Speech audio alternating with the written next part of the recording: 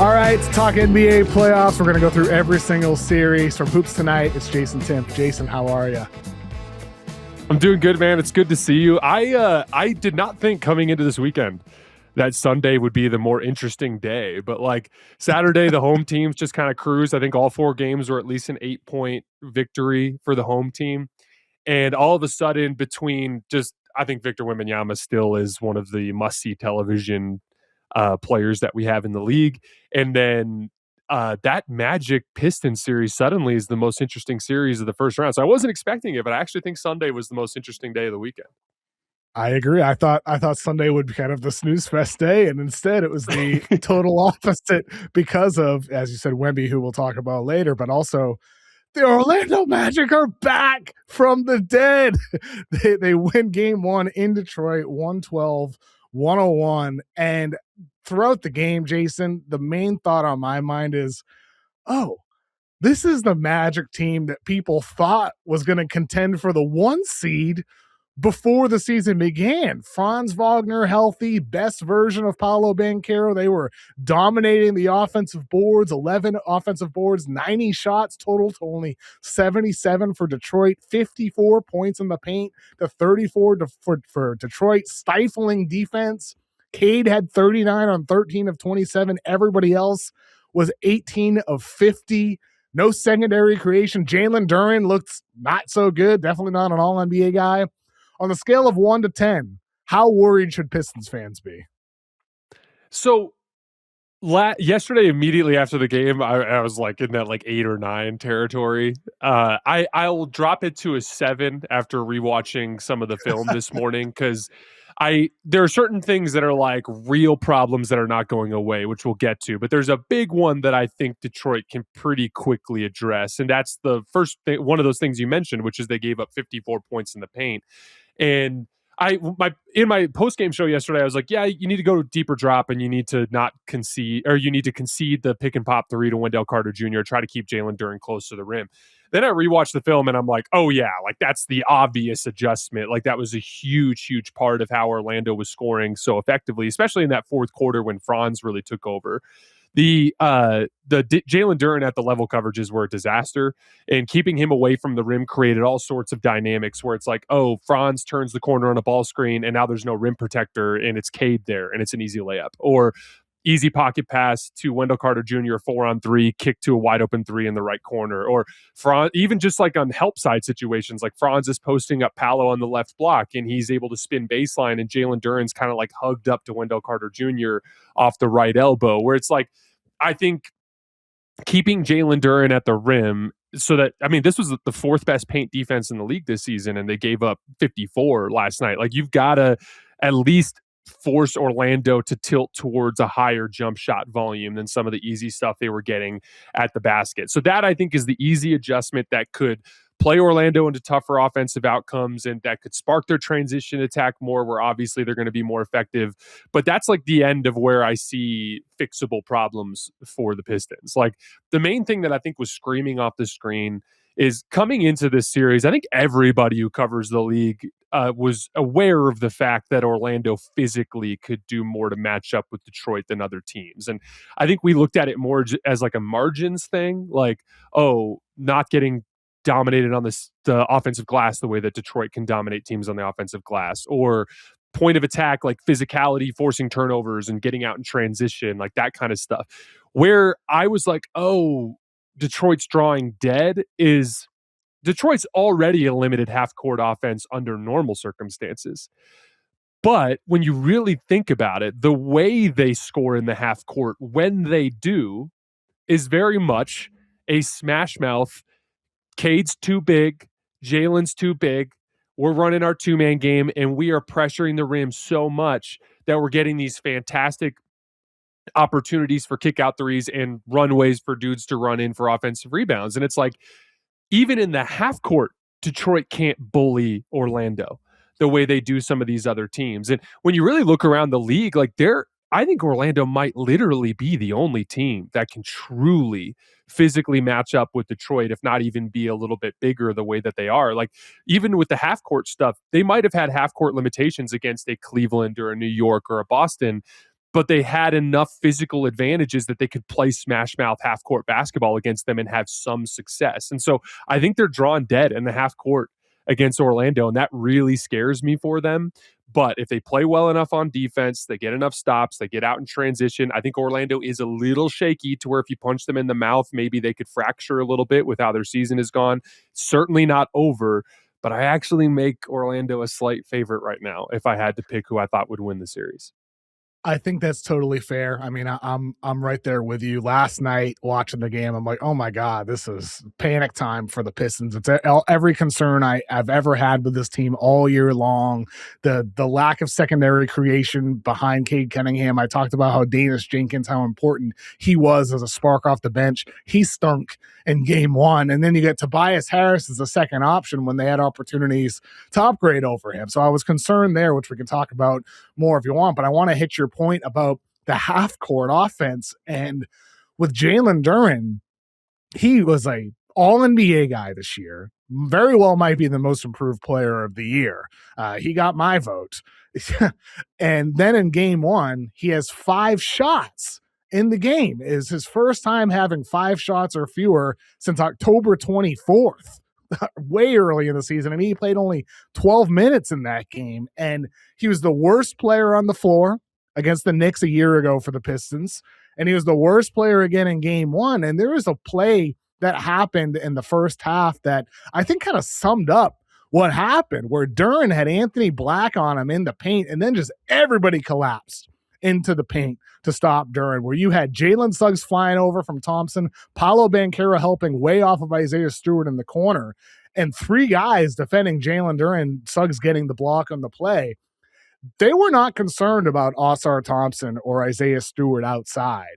And I think for the Pistons in this half court, with some of the lineups JB Bickerstaff is putting out there, if you want to get Cade inside or you want to get Jalen Duren living in the paint, they got some non-shooters that clearly the Magic are not at all worried about. And that's going to allow them to continue collapsing into the paint, both against Cade and Jalen Duren. And that's where I look at this Pistons Magic situation. And I'm like, Orlando already looks like they get a pretty good plan. And I'm not sure what the counters are for the Pistons on the offensive end, given their lineups and given their rotation limitations.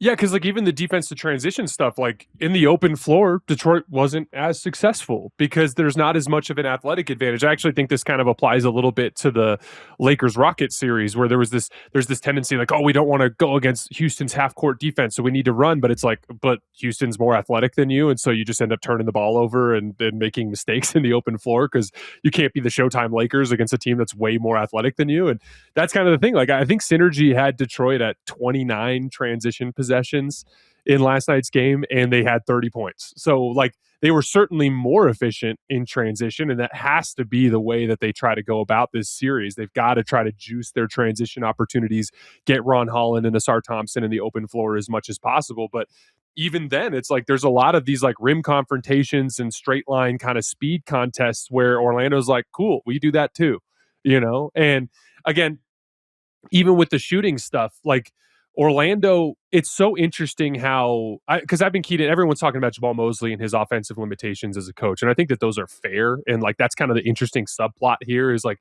even if Orlando wins this series and like loses in round 2, I think you have to try to move on from Jamal Mosley. But part of it too is like because of the injuries, because Franz being out of the lineup most of the season, Anthony Black being out of the lineup for a chunk of the season, it caused them to kind of dip below the total number of like aggregate talented offensive players you need to kind of solve problems as a unit.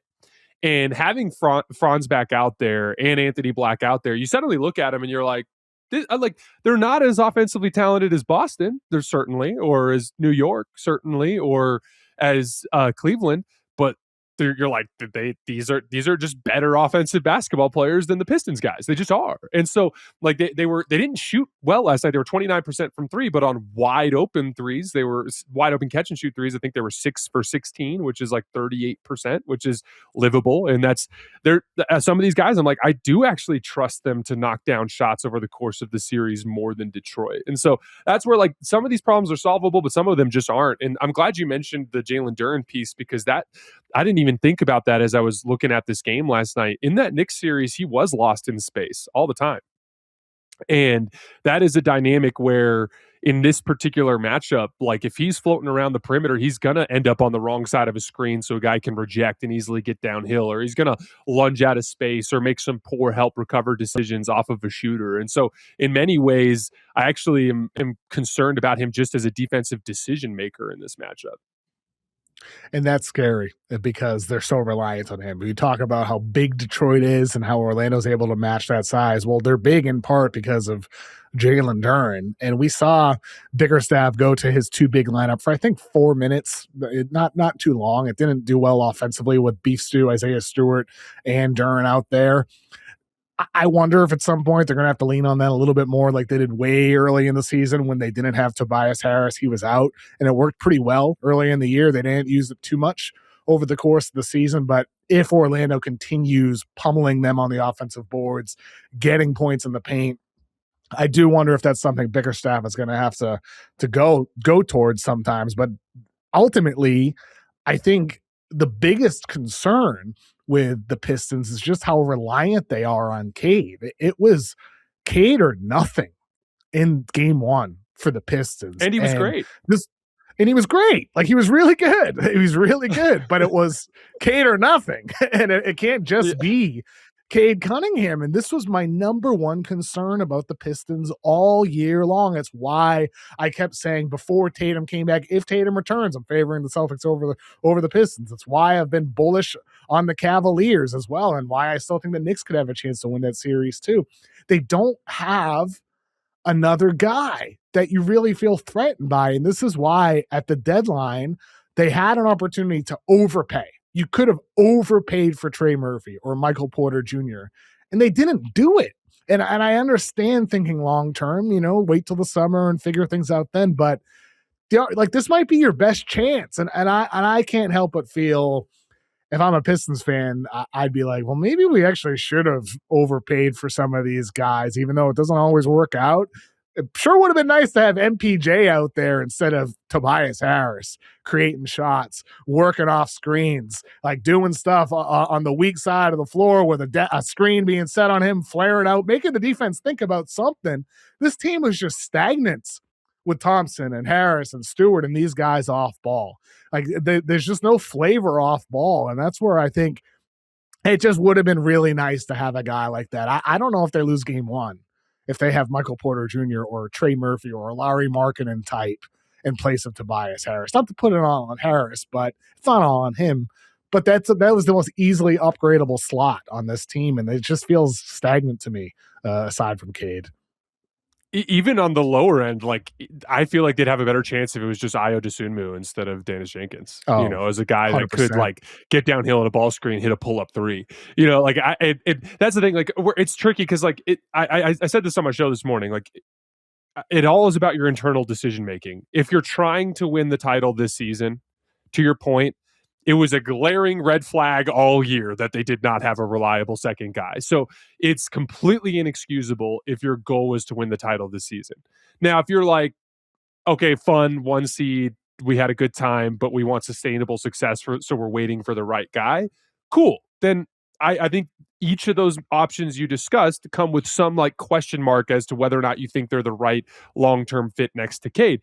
But then admit that you weren't trying to win the title this year. That's the key. Because when 100%. You have a guy like Ayo specifically who wasn't overly expensive, like even if you ended up losing him after the fact, you could at least be like, okay, we spent, Jaden Ivey plus 2 second-round picks or 3 second-round picks or whatever for a shot to win this year. Right? Like, to improve our chances this year. Like, it just was abundantly clear that they did not have interest in improving their chances to win this year. And it always was a risk that they run into a team that could put the emphasis on their half-court offense. And we just thought it would happen in the second or third round, but it ended up happening in round one.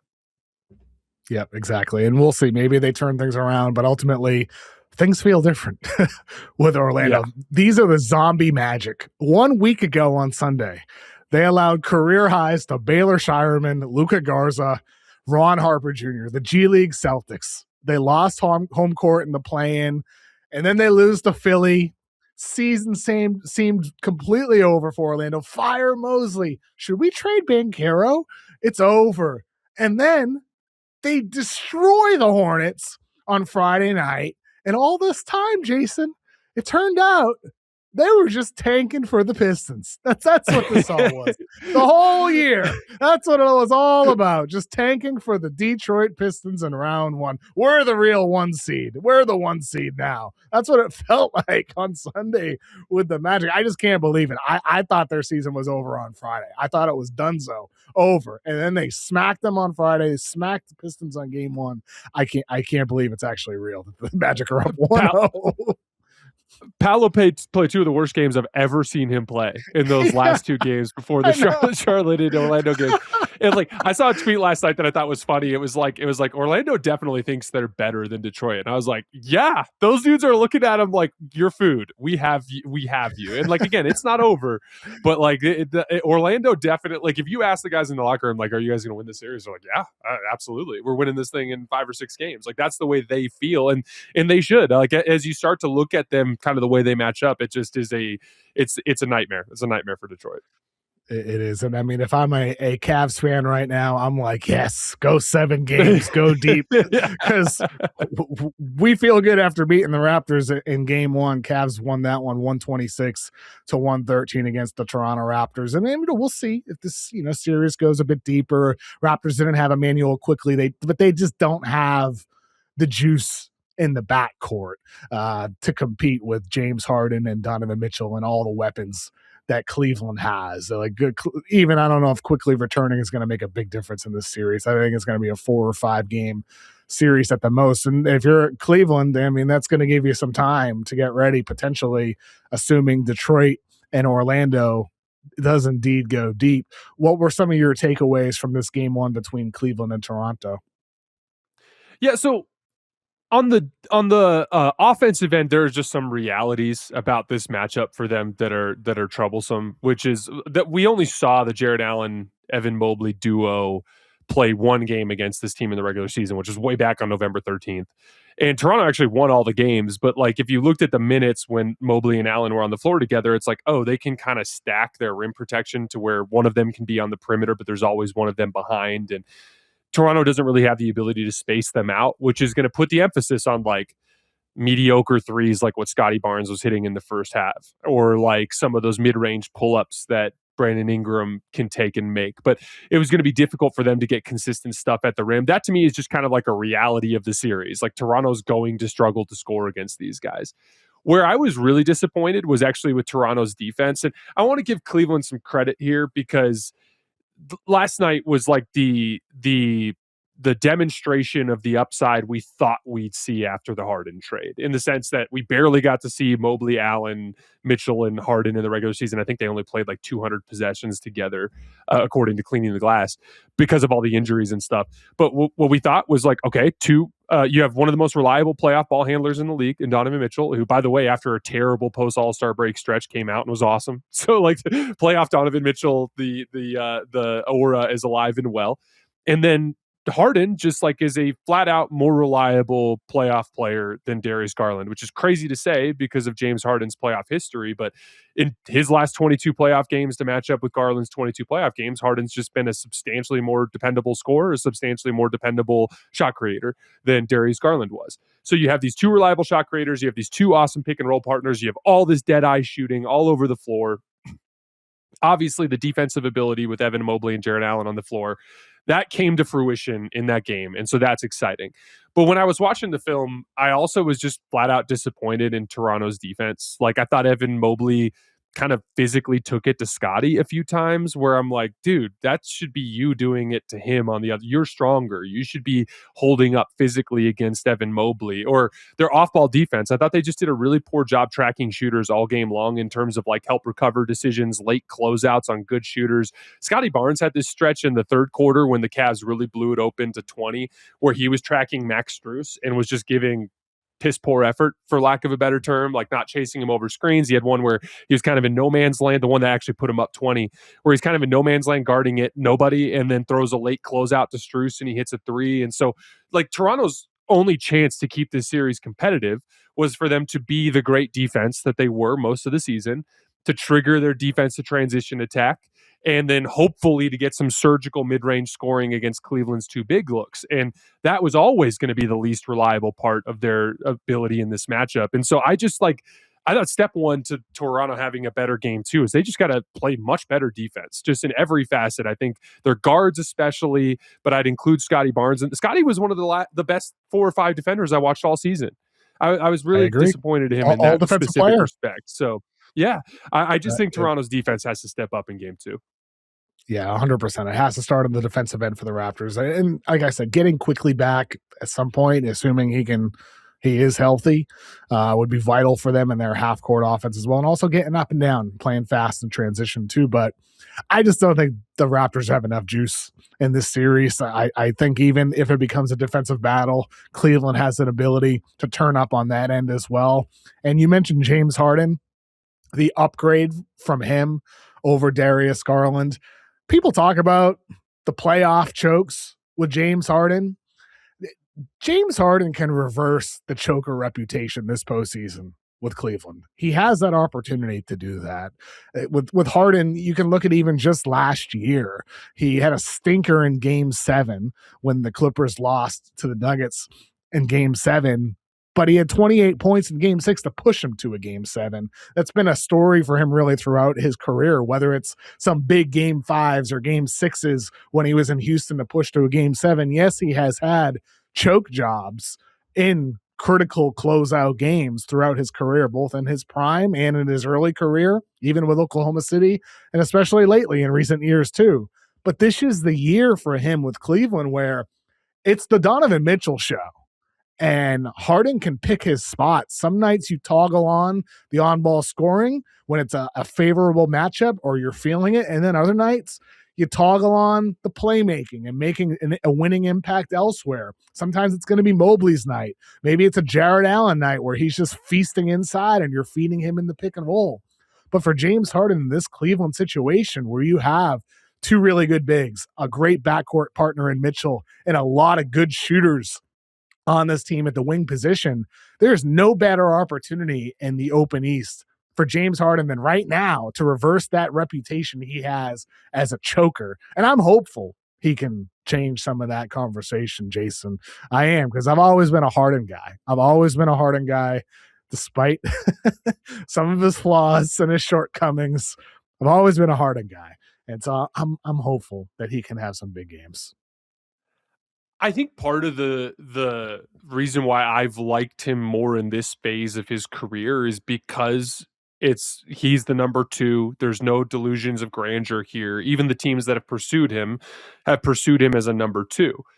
And James Harden has always been somewhat inconsistent, but like as a number 2, you can kind of put up with that to a certain extent. That's kind of the nature of the position. It's like, can we get some second side creation from you? Can we get 2 or 3 big games out of you in a series? Can we get you to make it so a unit with our best player off the floor doesn't just get boat raced? Like, can you do your job as this secondary guy? And when you really dig into it, it's like, yeah, when he was a number 2 under Joel Embiid was a pretty inconsistent playoff performer. When he was with the Clippers and Kawhi would get hurt, suddenly it's him and Paul George, and you don't like the dynamic. Or even last year, like I thought Kawhi outside of game 2 wasn't great against the double teams that Denver was throwing and was a pretty inconsistent, unreliable kind of like top tier superstar in the NBA playoffs.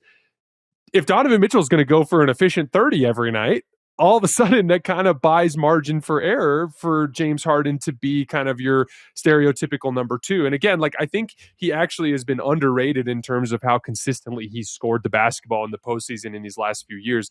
I mentioned that kind of like dynamic with Darius. In Darius's 22 career playoff games, he has 9 20-point games and 2 30-point games. In James Harden's last 22 playoff games, he has 2 40-point games, 4 30-point games, and 12 20-point games. He's actually been a dude who is a pretty reliable bucket getter in the postseason, even with his limitations at this phase in his career, especially post the hamstring injuries. So like, I'm 100% with you. Like I was a big fan of the move when it was made. One of the things I talked about was like, The regular season might get ugly. Now, it got a lot more ugly than I thought it would, in large part because Jared Allen was out for such a long time. But like Donovan Mitchell had a brutal post All-Star break stretch where he couldn't make threes and just was in general kind of flailing a little bit as an offensive player. Without Jared Allen, their defense tanked. And then just in general, the team looked kind of disengaged on the defensive end of the floor, I thought. But one of the things I talked about was like, yeah, like you're going to see more stagnant stuff. Like you're not going to have some of the fast-paced, beautiful basketball you saw with Darius Garland. So what I said was when you get to the postseason, though, and it does become about like, can you have any sort of reliable shot creation over a larger sample size? Like Harden's actually kind of a guy you like to have in that setting. And that style of basketball tends to actually work better in that setting than it does even in the regular season at times. And so in a weird way, as crazy as it sounds, the Harden trade was a move for the playoffs. And I thought that first game was a very encouraging first performance for that look of this Cavs team. Well, we get our second look on Monday night. Game 2 between the Cavaliers and the Raptors is tonight. We're also going to get the Hawks and Knicks, Wolves and Nuggets. So let's talk about those two series next. We'll might as well stay in the East with the Knicks and the Hawks. Knicks won that one, 113-102 in game 1. I mean, it was Brunson early, Cat late. What was your number one takeaway from the game 1 Knicks win over the Hawks? So I think that the Hawks this season, as they've been at their best, have been a defense to transition team. And one of the big red flags that I had for the Hawks coming into the series was they just never really had any success turning the Knicks over during the regular season.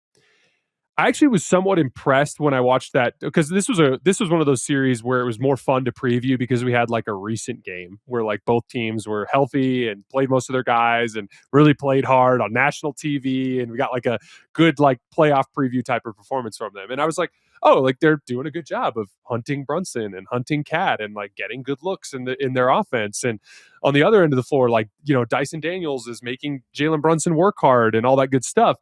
But as I was watching that game, I was scared specifically for their ability to compete like in the large sample in terms of keeping pace with the stuff that Brunson and Cat could do, specifically because Brunson had kind of figured out how to score on Dyson Daniels using off-ball action. Cat is just physically overwhelming for Onyeka Okongwu offensively, which is a real problem for him on rolls and on drives. And I just thought it was going to be tough for them to keep pace. Where game 1 I thought was really discouraging for me when it came to the Hawks is I thought the experience gap was jarring. And specifically with just like how many mistakes Atlanta made. Atlanta got a lot of good shots against the Knicks by targeting Brunson and targeting Cat. They just wasted way too many possessions. Like they're supposed to be the defense to transition team. They had 8 turnovers for I think 13 or 14 Knicks points in the second half when the Knicks blew the game open. They lost the second chance points battle in the second half by 1 point. They lost the fast break points battle in the second half, I think 14-5. Like they got killed on the margins, and then just way too many half-court possessions that were wasted. And this is not just Jonathan Kuminga, but Jonathan Kuminga was glaring on the screen in this game as a guy that just was kind of just taking bad shots early in the clock, like bad pull-up threes at various points off the dribble. Instead of hunting Brunson with physicality and just trying to overwhelm him physically, he was like trying to go to that stupid low gather move and then complaining to the refs after missing a bad bank shot. I just thought they wasted too many possessions Steve there. Kerr but that extends to yelled at the TV, "I told you so." How does Jonathan Kuminga have so many stands? That's the thing that I don't understand, because like I like there's never really been a point where he's demonstrated that he's like a really good basketball player for a serious team. But that's another conversation. But I don't want to fans who are Kuminga fans. They're all the same. There's a lot of overlap there. It's the TikTok hoop fans. I will say, like, I don't want to just blame Kuminga here for the record. I thought he was particularly bad, and I thought Stan Van Gundy did a good job calling it out on the broadcast. But I thought like Gilgeous-Alexander Walker kind of forced the issue at several points in the game when you could tell he was getting frustrated with his rhythm. And I thought he took some early threes, some deeper than usual threes. Even in the second half, I thought CJ McCollum got a little aggressive on some possessions where I didn't think he kind of methodically worked for his advantage. Again, like when the Hawks put Brunson and Cat in action and looked to attack and generate advantage, they got good looks. And so to me, their way of keeping it close and competitive is to avoid the turnovers, be methodical in their execution to get those guys in action and generate clean looks, and then hopefully you can keep pace. But the reason why I wasn't as high on a Hawks upset opportunity here as some people were is I just thought even in that environment, I just thought Cat and Brunson were going to be tough for Atlanta to keep pace with over the course of the series. Yeah, I mean, I felt that way as too. I think you said it. The experience gap was pretty striking. I thought the depth gap as well. I mean, Atlanta's top 4, top 5 is really good. Pretty weak after that. Kuminga, terrible shot selection. Shea, I mean, looks like one of the biggest number 1 busts since Anthony Bennett.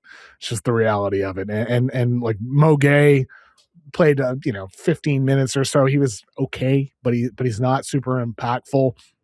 Atlanta just looks like they don't have enough weapons off the bench, enough depth pieces, enough guys that you're actually worried about.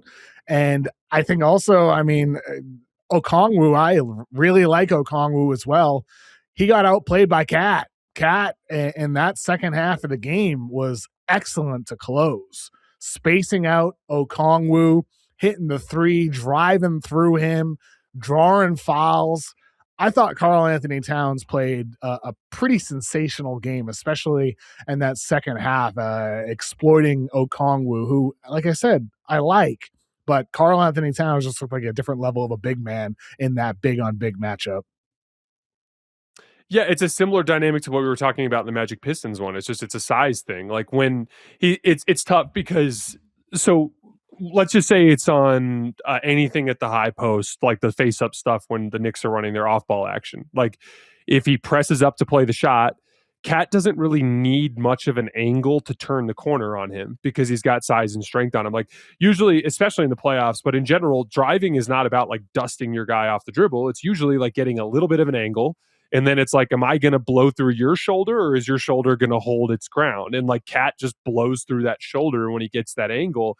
And then it's the same thing on pops and rolls. Like, okay, he pops on a ball screen. You pitch it back to him. You close out short. Cat's hitting the 3. You close out hard. Cat can easily get an angle to turn the corner. And the same thing on rolls. Like the Hawks use Okongwu a little bit closer to the level in their ball screen coverages, which forces him to kind of recover back to the roll. Now he's coming at Cat's side. And once again, Cat can just kind of get an angle to turn the corner. It's a really tough matchup. But in general, too, like, I 100% agree with you. I thought Cat dominated down the stretch of that game. He was amazing in that fourth quarter run when they really took over. Cat and Brunson made defensive mistakes in this game, and that's kind of the classic thing you see a lot with the Knicks is like you'll run an action and they'll just botch something and somebody will be wide open. But I actually thought Cat and Brunson both held up pretty well in their one-on-ones and had several situations where like they competed, kept their body in front, and played various Hawks players into misses. We talked about Jalen Brunson getting a couple stops on Jonathan Kuminga, for example. Like I did think like in this particular matchup, in this particular game, Cat and Brunson held up reasonably well defensively. And then as a team, I'm so glad you mentioned the bench because this is one of the big differences between last year's team and this year's team. Mike Brown has just really empowered their bench. Jordan Clarkson's activity, just his ability to turn the corner off of screens. He was around the rim for multiple offensive rebound putbacks just with his activity as he would like come downhill on the roll, but then like position himself to get the ball. Those 3s Deuce McBride hit in the fourth quarter were both massive. Landry Shamet as well. Mitchell Robinson, other than the hack of Mitch, I thought he actually had some pretty impactful shifts. It's just a deeper, better Knicks team that also happens to be more experienced. It's just a very, very steep hill for Atlanta to climb. Yep, exactly. I mean, Atlanta got to find ways to get back to some of the cutting, exploit that Knicks defense. They only had 6 shot attempts off of cuts in game 1. Need to find ways to get to the basket that way as well against New York. With Nuggets, Wolves, this was the game I was anticipating the most and still is the series that I'm most excited about overall, considering the history between Denver and Minnesota in this matchup. Nuggets won game 1, 116-105. Jokic, weird first half for Jokic, pretty passive. And then he came out in the second half basically right away. They feed him the ball, first touch, misses his shot, but gets the rebound, scores in the play, and then rest of the game, it was Jokic. Jokic dominated the matchup. He spaced out Gobert, pulled him out of the paint, shot over him. When they had Gobert defending off the ball as a helper, it didn't make a difference. Jokic was still able to score. With Gobert out of the game, Julius Randle on Jokic, you got no chance, no shot.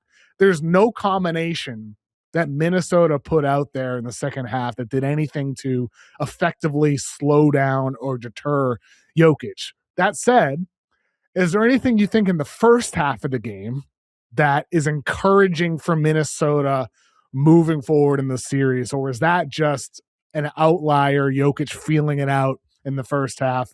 In the second half is more of what we're going to see moving forward in the series.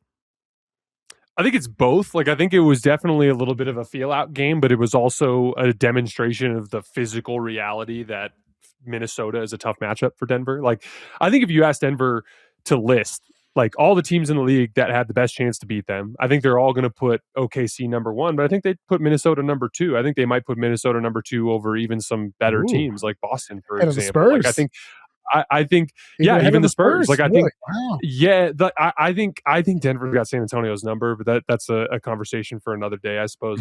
But like, there's definitely like some realities to this matchup that make it tough. Like, even this year with the 3-1 record that they had, there was the Christmas Day game that Minnesota very easily could have won.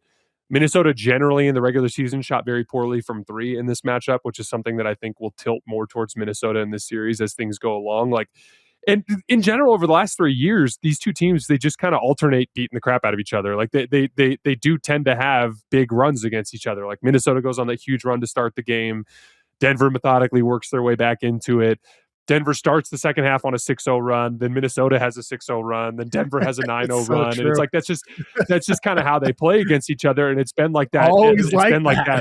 Always like that with these two teams dating all the way back to their playoff series back in 2024. So like, some of this is like, Minnesota will go into funks against Denver, but Denver will also go into funks against Minnesota. And actually, this is, of all the, I think the two most interesting game twos are going to be Pistons or Magic because of the Durant adjustment that I expect them to make. But this one's right up there with that, because I actually thought both of these teams played pretty poorly in this game. Between how disengaged Jokic looked in the first half, I thought the telltale sign was that like late first quarter stretch when he had Kyle Anderson on him, but he like refused to post him up. Like, he just was not looking to be aggressive at all in that first half. Several really sloppy turnovers. I also thought Denver missed like every single like crowd pop momentum three that they took in that game. I think Jokic, Murray, and Gordon were combined 3 for 20 from three, so I think they could shoot a lot better.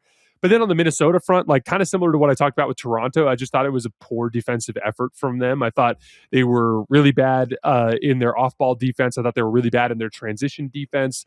I thought at the point of attack, there was some complaining about the fouls, and I went back and rewatched every single foul just because I was curious, and they did get a rough whistle. I'm not going to sit here and pretend like they didn't. There were like 7 calls where I was like, I don't agree with that one.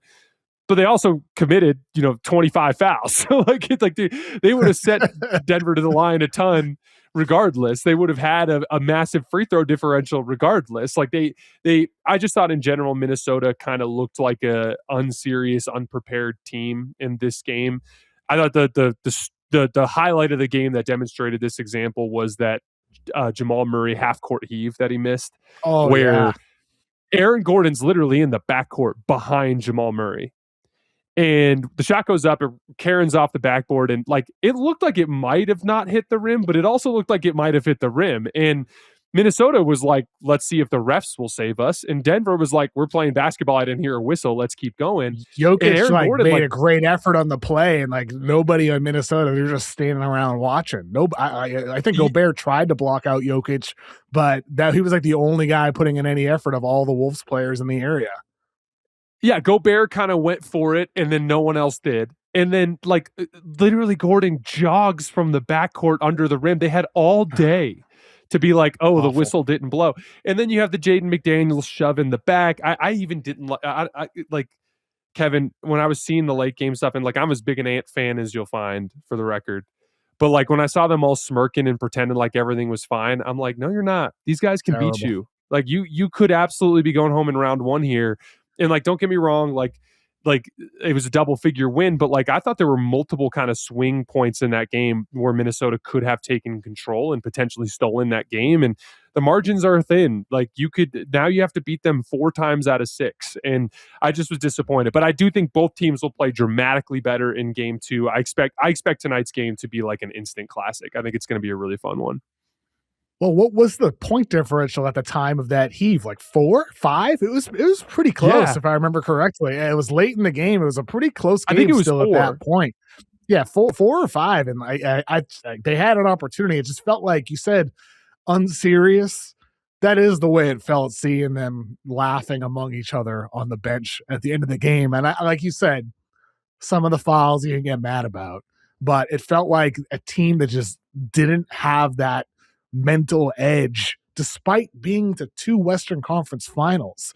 You think there'd be a greater level of seriousness to deal with that adversity after all the experience that you have, and it wasn't there. And with Anthony Edwards, I love the guy. I mean, I think he's awesome, but there's some missing pieces defensively. I don't know how much of this is him being injured. Maybe he doesn't have quite the same explosiveness off the dribble. Maybe he needs to conserve energy more on defense. I don't know.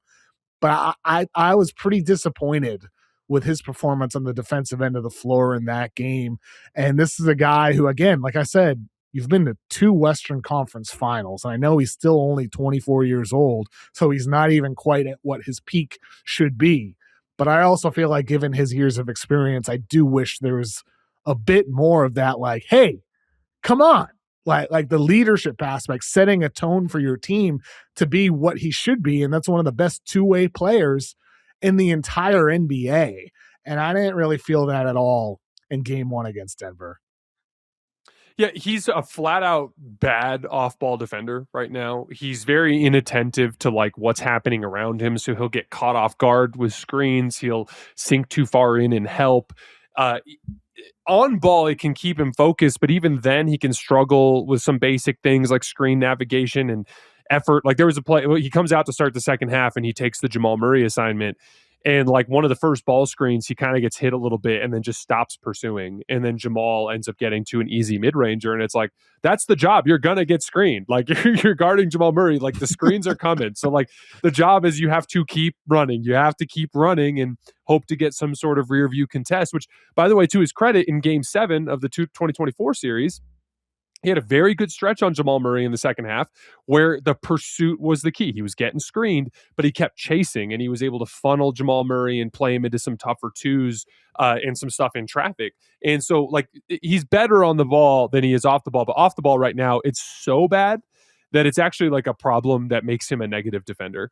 And, like, you can, like, this was something too. Like, I know Steph Curry got injured, which made it seem like things were relatively easy, and who knows what would have happened if Steph was healthy. But one of the big reasons why, like, I thought Golden State was going to give Minnesota real problems in that second round series last year is they're another team where it's like, you better be paying attention off ball, like, because the screens are coming and guys are moving around, and there are guys and especially on that team, and I'd include Julius in this as well, that are just kind of inattentive in their off ball defense. And this is where, like, I think the key adjustment you'd mentioned, in I always have to preface this because of what happened in the 2023 Western Conference Finals, where Rui Hachimura guarded Jokic for a few minutes at the end of game 1, and everyone acted like they solved the puzzle. And it's like, we all know that Denver's offense can score against every single look. So this is not about stopping Denver's offense. To me, it's about winning the war, even at the expense of losing some battles. So, for instance, in that first half stretch, when Jokic is like kind of picking them apart with over-the-top passes in transition, if Rudy Gobert is thinking sprint to the rim in transition defense rather than sprint to Jokic, all of a sudden those like kind of backdoor cuts and easy stuff like that aren't going to get open. And in general, I would want to try to change the way Denver plays to more of like Christian Brown catch and shoot threes, Jokic mid-rangers, than some of the wide open threes for great shooters they get and easy stuff at the rim that they get when Gobert is on Jokic. Even though we all know Jokic has the best chance to guard, or Gobert has the best chance to guard Jokic one-on-one, I think they have a better chance as a team to get stops if Gobert's off the ball. And like, here's the thing, it's even harder now because Gordon can really shoot it. Like, he can really shoot it. So the idea of having to put Gordon in the dunker spot is tougher than it used to be. But like, put him on Christian Braun. If Christian Braun goes cold, they would either have to deal with that or potentially go to a Tim Hardaway Jr., a guy that is going to present other physical limitations for Denver. It also changes their spacing. Like, if Aaron Gordon vacates the dunker spot, now instead of having that flat spacing where you have Aaron on the dunker and two guys in the corners and Jamal and Jokic having the entire top of the floor to work, if they move Aaron out of the dunker, now you've got both corners occupied and the wing occupied, and now the two-man game's taking place in tighter space. Like, I just want to see, I think their best chance is to position Rudy off the ball. I'd actually extend this to the Spurs matchup if they were to advance. Like, I think putting Wemby on Jokic is not the right strategy for that matchup. Like, I think your best hope to slow Denver down is to keep your center at the basket as much as possible. I think you're spot on. And ultimately, isn't that the greatest success Minnesota had? It was having Karl-Anthony Towns defend Jokic and then Gobert off ball. Gobert able to help off of a non-shooter or an iffy shooter and just deal with the consequences with what might happen with that situation. And to your point, I mean, Aaron Gordon, the guy looks like Aaron Gordon. I mean, he looks all the way back athletically as well. And like, he can shoot the hell out of it now. Oh my God. Yeah, exactly. And like, that dude is amazing at this point. So it does create another issue now when defending Denver with the way Aaron Gordon has taken that leap. And I mean, look, I think I picked this series to go 7. I still think it's going to go deep, just given the history between these teams. But at the same time, I mean, game 2 will be quite telling later tonight. I'm very excited for that. One last quick question about this series. Jamal Murray, primarily defended by McDaniels in the game. He just looks comfortable against McDaniels. Do you stick with that matchup if you're Minnesota?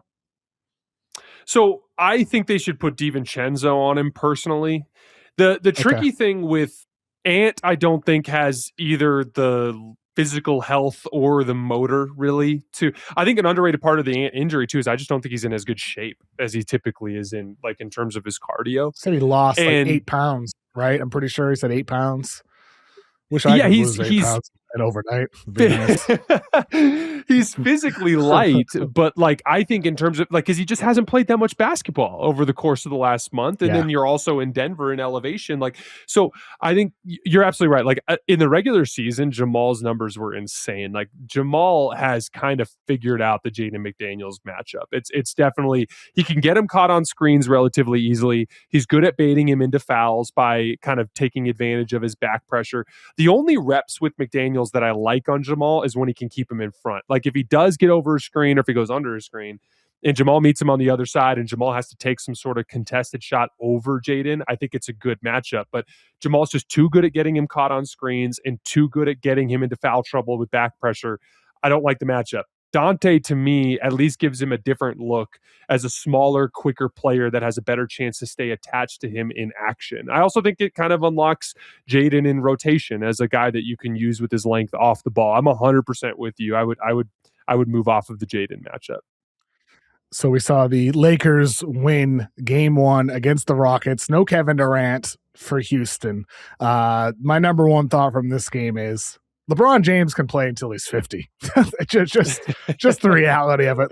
LeBron James can play until he's 50. This was an old man LeBron game with his usage. He ran only 19 pick and rolls in the game. He was a playmaking hub with post touches, quick decisions, getting him into motion, kind of slingshotting him off of some screens, getting the defense into rotation, making him quick decisions. On the game, he averaged 2.1 dribbles per touch and only 3.2 seconds per touch. That is an extremely low amount for LeBron James. And he excelled, man. Like, he was sensational in the game. Old man LeBron James, like, no matter who defended him, Okogie, Jabari Smith, Thompson, didn't make a difference. I was blown away by LeBron's usage and performance in this game. I thought it was a brilliant game plan by JJ Redick and brilliant execution by LeBron James. Totally agree with you. I think that the Lakers had a clear strategy advantage early in the series. Like, I just thought I think JJ's a better coach than Ime Udoka, especially on the tactical side of things. I think that Marcus Smart and LeBron with KD out are far and away the smartest players on the floor in terms of just kind of natural read and react IQ. And I thought they came in with a really smart game plan on both ends of the floor. On the offensive end, what stood out to me was just the emphasis on running organized action, like you said. Like, I think those stats that you just said involving the dribbles per touch and time per touch are such a great demonstration of that, in the sense that they did not play Luka Doncic ball. Like, a very quick way to wear LeBron out in this matchup would be to have him dribble the ball up the floor like he did a few years ago and pick the defense apart by running 30, 35 ball screens, and just getting him into situations where he was working out of positioning where he could use his size and strength to get the ball relatively close to the basket, and then having just whirling action around him where he could function as basically just the trigger man in their off-ball attacks. I thought that was really smart. In general, I thought both him and Marcus, and I'll include Luke in this as well, I just thought they did a really good job of consistently getting Şengün and Reed Shepherd in action as well to create easy advantages. And then you got to give the Lakers as a team credit for their shooting. It was kind of insane how well they shot the basketball in this game. They were 7 for 15 on catch and shoot threes.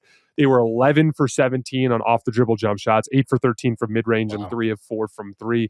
The shot making was remarkable. Like, for you to be outshot in attempts by 27 field goals and to still make 5 more field goals than the other team, that is a remarkable display of shooting. And for the record, like, that's why, like, unlike the Orlando game where we got an upset and I actually thought it kind of changed the dynamic of the series, I still think Houston's in good shape, in the sense that, like, there's just such an emphasis on the Lakers' ability to make shots in this series. And I don't think they'll have another game in this series where they shoot as well as they do. And you have Kevin Durant coming back into the picture. But for one night, and I do think that the Lakers will probably get at least one more game. So I think this could end up pushing 6. And who knows, maybe Luka will come back and make things interesting. But for one night, the old school vets just went out there and outsmarted the young dudes and played a nearly perfect game in so many facets. And I just was incredibly impressed. It was actually one of my favorite LeBron games that I've watched in his career, where it was just like, you could tell he wanted it more than everybody else on the floor. You can tell, like, he just dug into every bit of juice he had in every part of his game that still worked. And he just played a nearly perfect game and got a win against a team, by the way, that without KD this year, the Rockets were plus 7 points per 100 possessions. The Rockets were favored really going into the game. Like, even without KD, that was a tough matchup, and LeBron took care of business. I mean, you said it earlier, the plus 27 shot advantage. I mean, Houston took 93 shots in the game, 66 for the Lakers. You're supposed to win those games when you have such a shot advantage, and yet the Lakers just shot the hell out of it. So I later in the show, I'm going to have Kelly Iko from Yahoo Sports on, and he's very plugged in with Houston, very plugged in with Kevin Durant. And I'm going to ask him, like, is KD coming back game 2? He was questionable for game 1, didn't play. So I look forward to seeing what Kelly has to say. I'm not so sure about KD for game 2. We'll see there. It still seems in flux. I'm sure Kelly will have a better idea about that. If there's no KD for game 2, Jason, suddenly, does that change what you just said about feeling good about Houston still within this series? These series are long. Like, I like that advantage in shot attempts. That was without the juice of the home crowd. Now, one of the things I'll say that it was a little tricky because, one, the Lakers had a lot of turnovers in transition that I think they can clean up. We talked about that earlier. Like, you don't want to try to be the Showtime Lakers against this team. They're just too athletic. And the offensive rebound numbers were a little juiced by the fact that 7 of their 21 offensive rebounds took place in the final 5 minutes of the fourth quarter when they had already gone up 16. So, like, it was a little bit juiced on the offensive rebound numbers. But, like, Houston's possession advantage will just get more dramatic when they go on the road. And let's say KD's back in time for game 5 and Houston wins game 3 or 4. All they have to do is win that game. They're up 3-2. They're in commanding position to potentially win the series. So, like, it's going to take a lot for me. But Luka could be back by that point, Jason. At that point, it could be Luka returning or Austin Reeves returning. More likely, I have had such a hard time opening my mind to that idea on a couple of different levels. Like, that has been the talking point coming out of the Laker fan base ever since this happened. Like, will Luka come back? Oh, he's coming back. Like, oh, never mind, he's not coming back. Well, maybe he'll play in the tail end of the series. And all I can think is like, one, I'm not sure how much like a hobbled, out of rhythm, out of shape Luka really changes things in this matchup. 2, there's a high risk for re-injury. And 3, you're staring down the barrel of OKC even if you do advance. So like I've said this multiple times and I truly believe it. The best thing that Luka Doncic and Austin Reeves can do for their chances to win a championship is to go get healthy, 100% healthy, and be ready for training camp next year. Because what they flashed in March is a team that can win the title with some tweaks, like LeBron coming back as a better jump shooter next year, which I firmly believe he will be, or a move or two here on the margins for a good two-way player, Luka playing at the March level for an entire season instead of for 1 month. Like, I think they have a real shot next year. The best thing they can do is get healthy. I think you've seen these hamstring injuries. Like, look at how Devin Booker hasn't looked the same since his recurring hamstring injury. Look at how James Harden hasn't looked the same since his recurring hamstring injury, despite being younger than you would think. Like, I think these hamstring injuries have the ability to derail careers, and I really don't want to see the Lakers force him back. Like, yes, you're right, Kevin. Like, if they go up like 3-1, why not? And if he feels good. But like, my thing is, if he is in any way, shape, or form questioning the integrity of his hamstring, I don't want to see him in this series.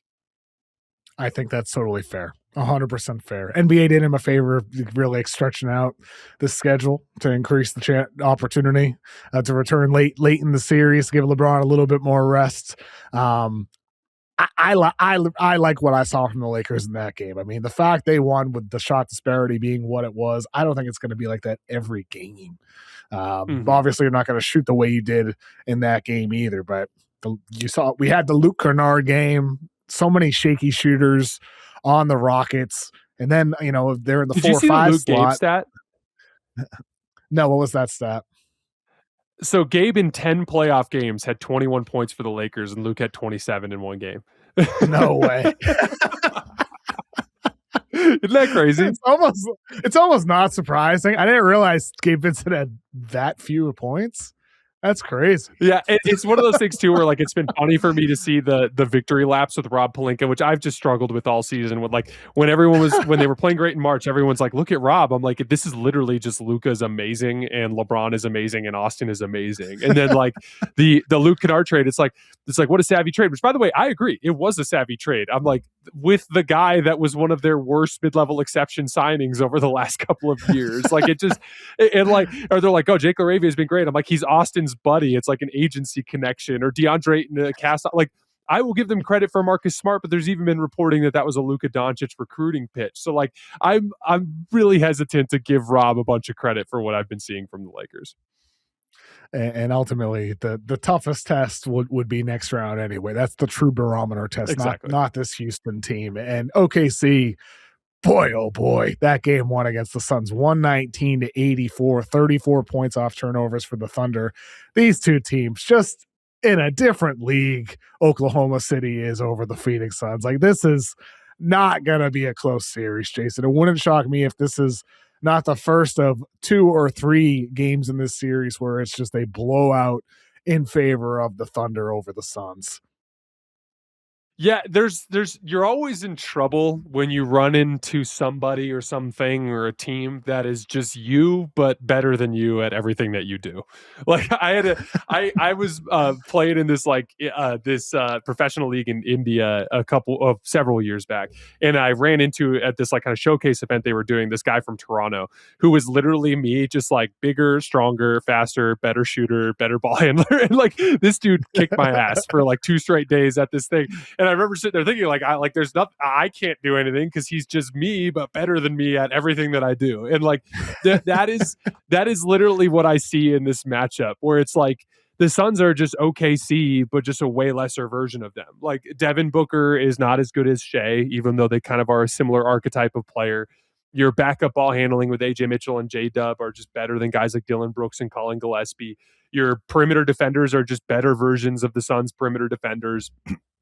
Yeah, there's some like switchiness in the Suns' center rotation, and there's some rim protection in the Suns' center rotation, but like Chet and Isaiah Hartenstein are just better rim protectors and more switchy. So it's like they're dead on arrival in this particular matchup. And to make matters worse, like I've always said, like the number one test to beating the OKC Thunder is like you can't even compete with them until you at least show you can handle the ball against them.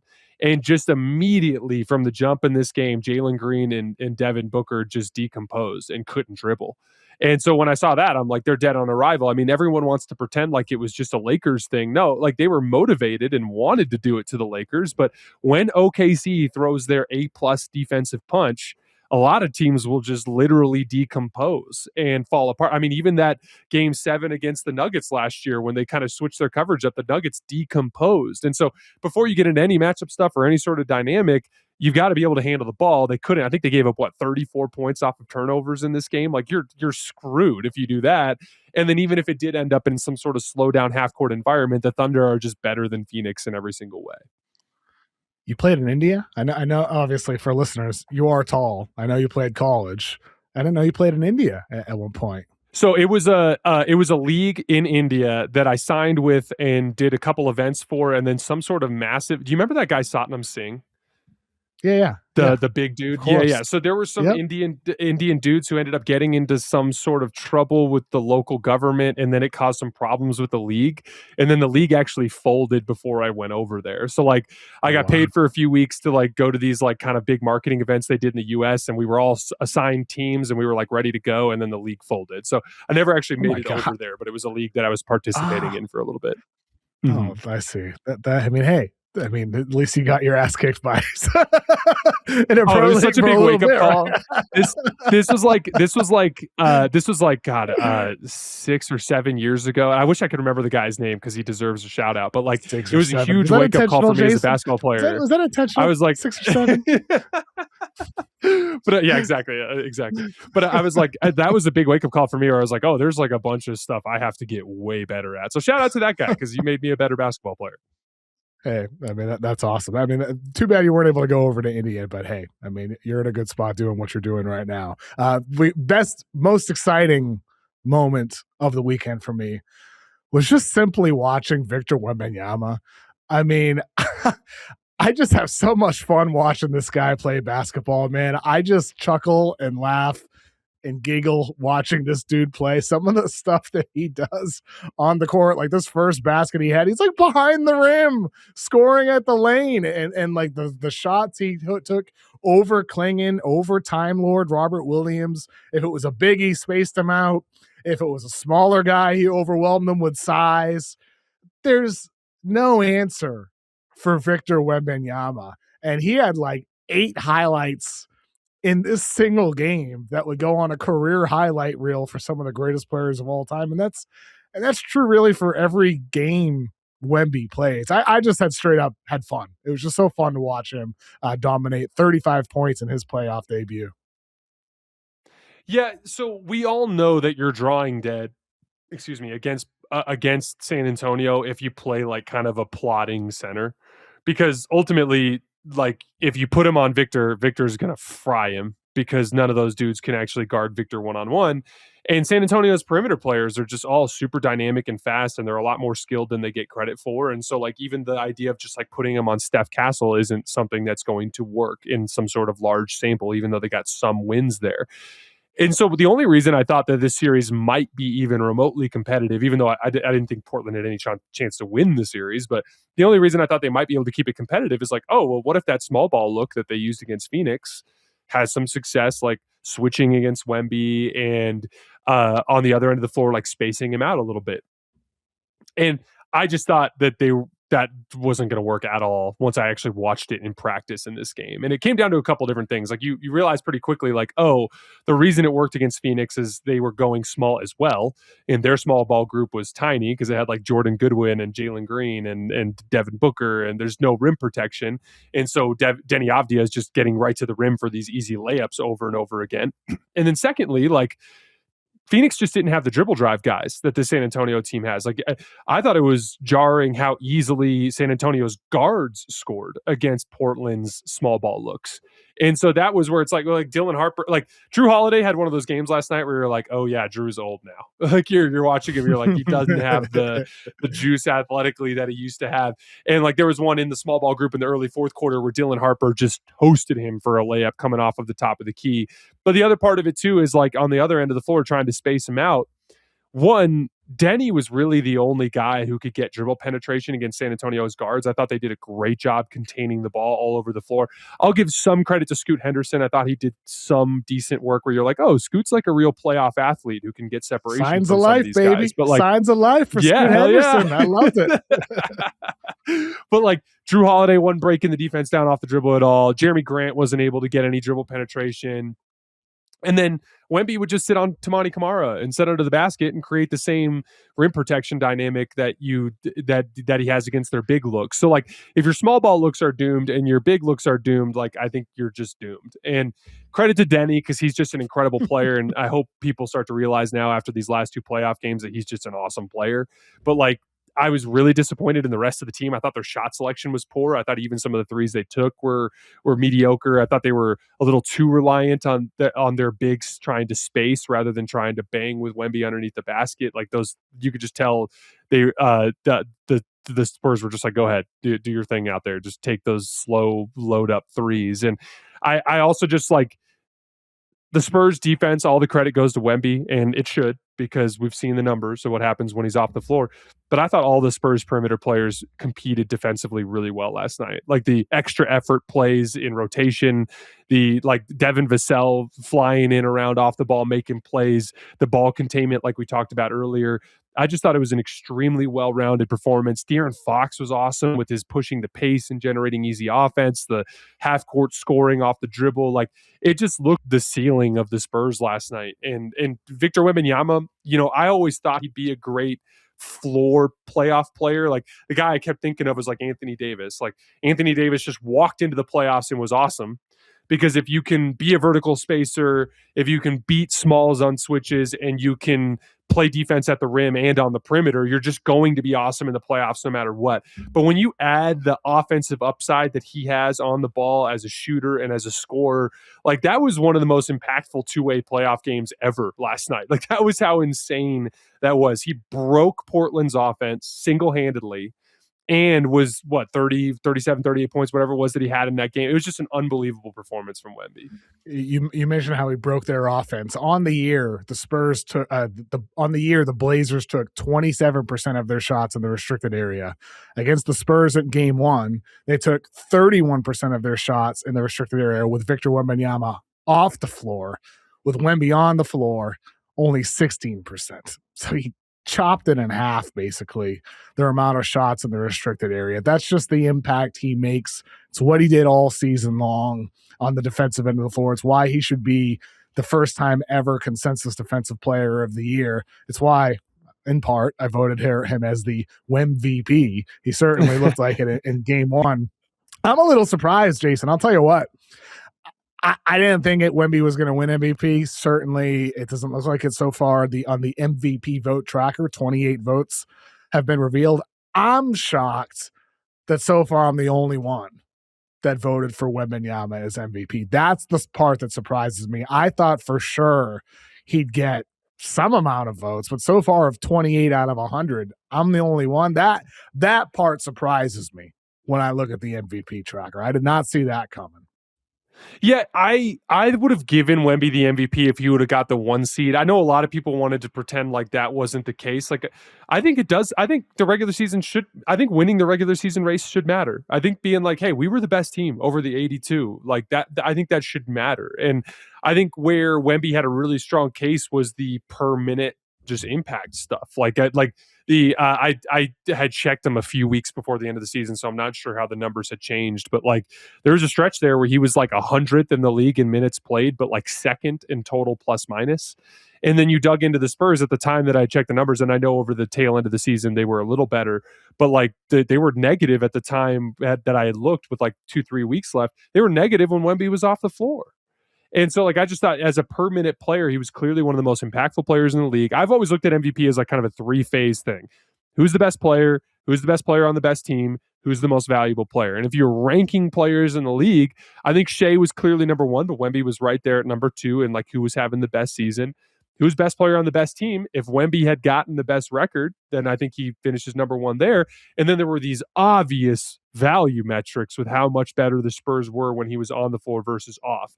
But as soon as OKC was able to maintain that one seed, Shea effectively I thought Shea had the most impressive individual season, and he was the best player on the best team while also having this, 10-point drop off offensively when he was off. So like I would have voted Shea 1, Wemby 2, Jokic 3, and then Luka at 4. And I would have flipped Luka and Jokic had Luka been able to finish the season. But when he got hurt and Jokic got the big win over Wemby on national TV, I bumped Jokic up to 3.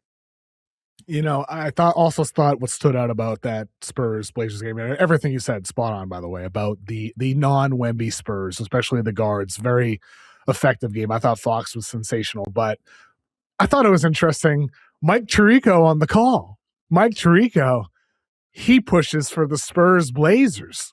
Tirico on the call, the game it felt big to me.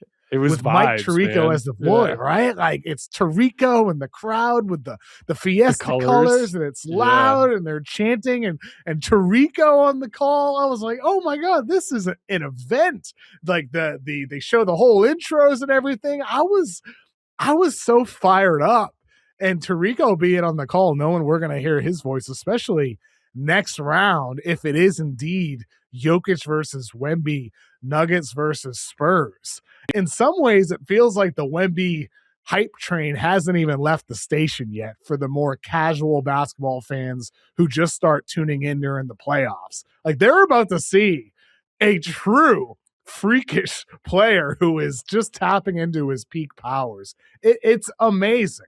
And I just like the fact Tirico's in the call too, on top of that. But I don't feel like we're quite there with the national or international hype with Wemby, with where it will reach at some point over these next couple of months. Yeah, that second round series with Denver is going to be an all-timer. And because that's the thing. I first of all, were you as irritated as I was that the Spurs botched that Sunday before the playoffs? I not as much as you. I saw your post about it.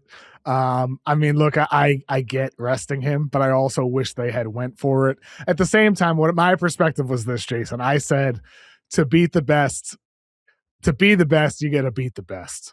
And for the Spurs, it only feels like if Wemby's path is going to be anything for his first playoff experience, it's going through the toughest path. It's going through Jokic. It's going through Oklahoma City, and then having a tough finals opponent. Like, I don't think it can be any other way for a guy who we hype up as potentially one of the greatest players ever when it's all said and done. And so I'm happy it played out this way, even though purely from a strategic perspective, yeah, you should have tried to beat Denver with everybody on the team. That's what they should have done. But I'm happy it panned out this way from a Wemby's story arc perspective. Like whether he wins it and gets through Denver or doesn't, I think it's got to be this way. You're absolutely right that it creates this storybook path where you run through Jokic, you run through Shea, you that on that front. I totally agree with you. I just thought it could have lined up in a fun way in terms of more balance, because I view the OKC side of the bracket as incredibly boring. I do think Houston's going to beat the Lakers, and then I think the Thunder are going to beat the crap out of the Rockets, and then it's just they're going to walk to the conference finals. Whereas if they had flipped, you would have had Denver versus Houston, which obviously those two series get less interesting because now we don't get Denver versus Minnesota, and we don't get KD. You are so downplaying the Lakers' chances. You are downplaying it so much. I hope I'm wrong, I picked the Lakers Kevin. to win the series. I picked them to win in 7. You were so downplaying. Okay. It's not gonna be Houston for sure.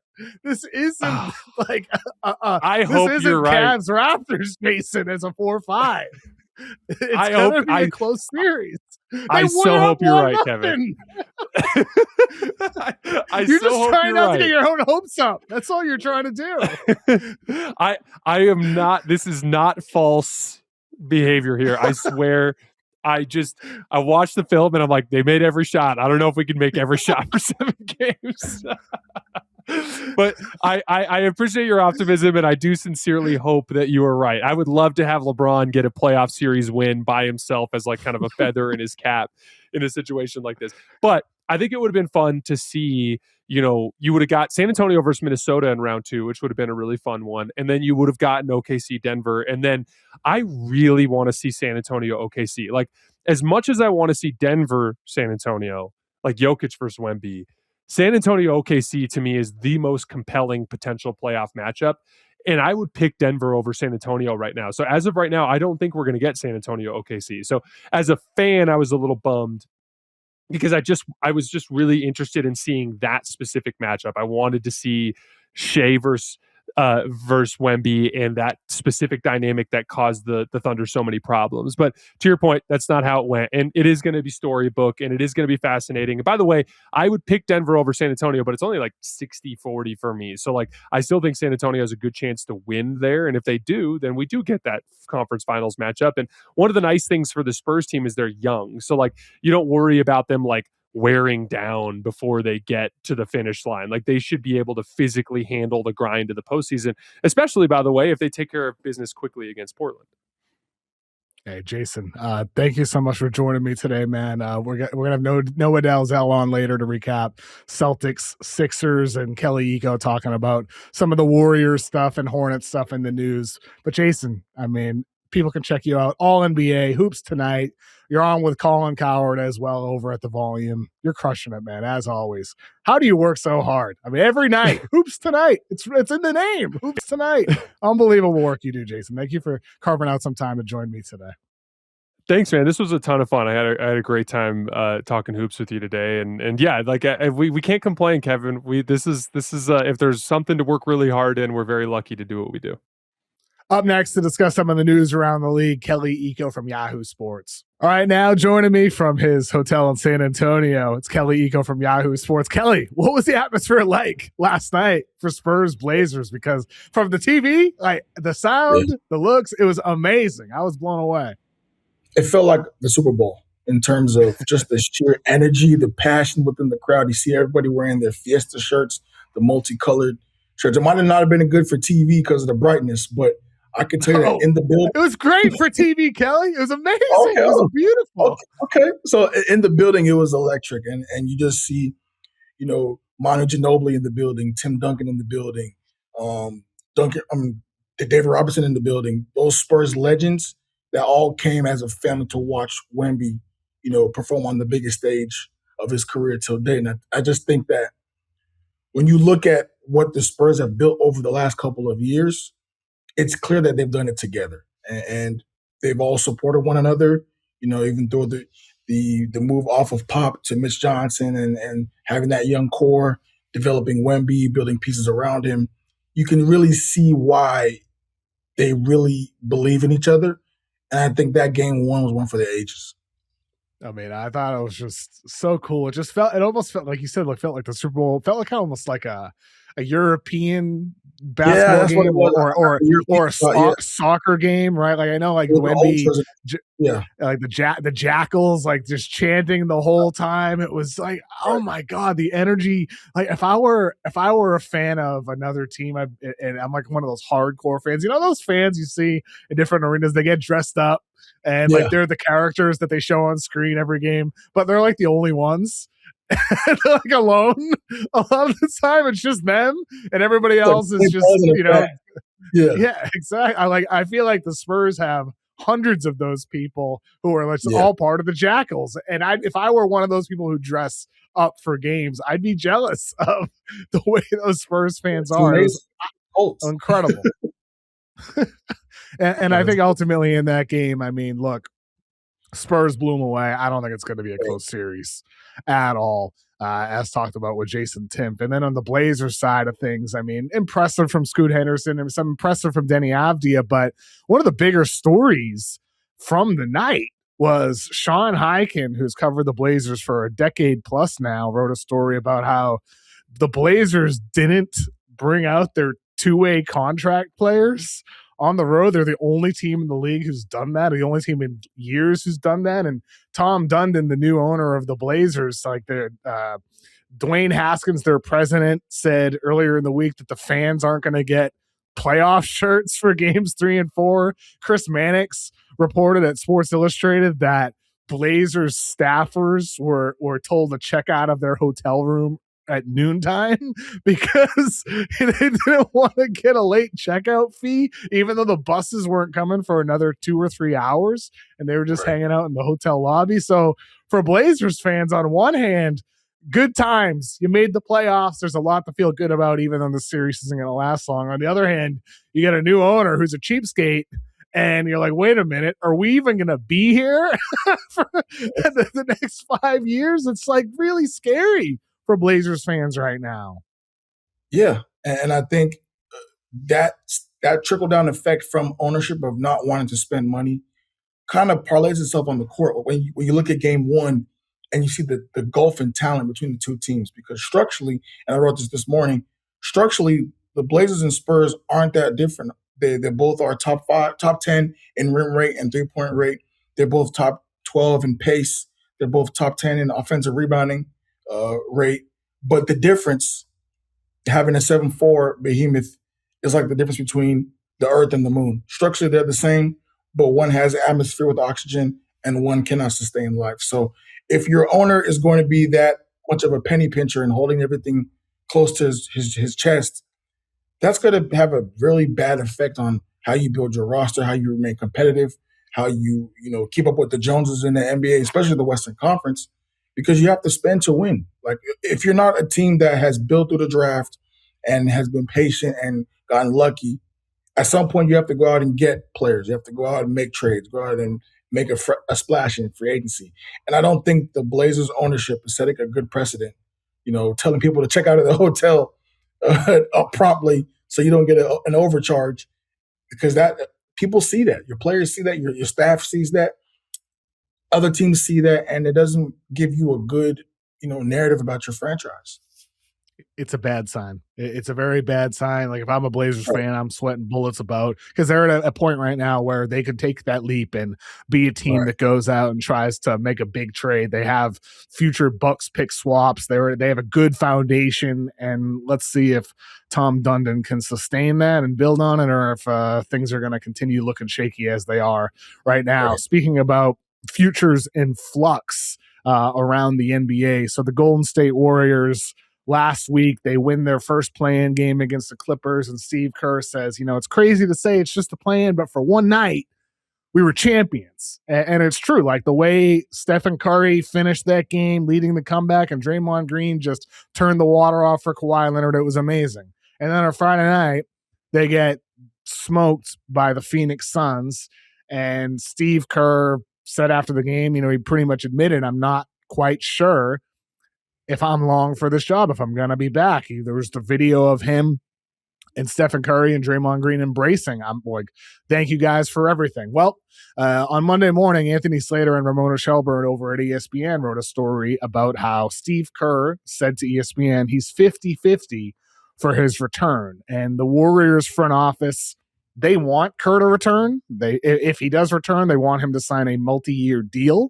But they also want philosophy tweaks. They want a more diverse offensive attack if he returns, among other things in the story about how Steph is open to signing an extension. But ultimately, I do feel like last week's Warriors games are very much representative of the state of the entire franchise, where it's 50-50. One night you get Steph and Draymond turning back the clock, looking like themselves a decade ago. And then the next night, well, this team is old and we're near the end here. And that very much is the case with Steve Kerr's future, Steph's future, and Draymond's future as well. It is a 50-50 team truly at the crossroads right now. And I think we kind of heard some of these rumblings all year about Steve Kerr and whether this was going to be his last season. And you look at how the Warriors have always operated. It's always been Steve's way. And going back to the report from ESPN, it certainly sounds like a little bit of friction between Steve Kerr and the front office in terms of how do you do things, how do you develop players, because you can look at the number of players that have come through the ranks that have not been developed and had to move on for them. Looking at Jonathan Kuminga, for sure, James Wiseman. You just see that if this is the end, if this is the end of the road for them, it makes a lot of sense. Steph Curry is 37, Draymond is 35, Jimmy Butler is 36. It doesn't look like this team has enough to contend anymore as currently constructed.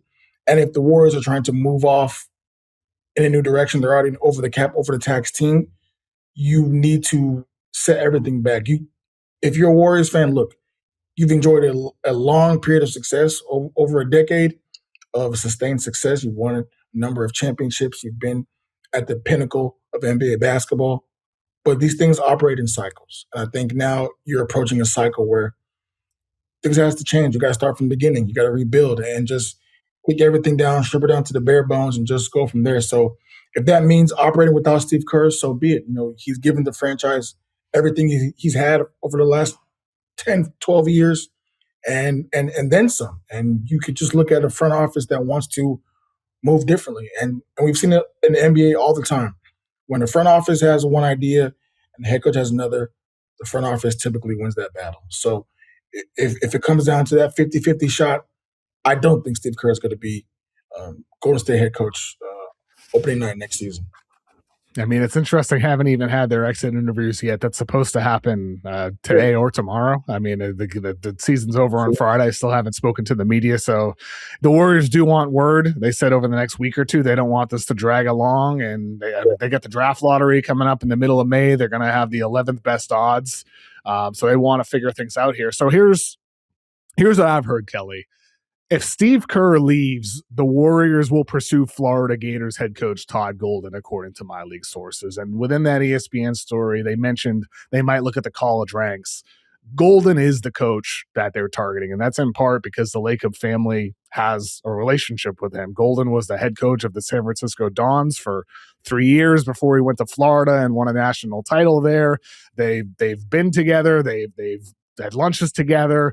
Those guys know each other, and Golden is a very, very talented young head coach. And so I think for the Warriors, Golden would be near the top of their list, if not at the top of the list. The thing is, would Golden even want to leave the Gators? He has a great situation there in Florida. They're 1 year removed from a national title.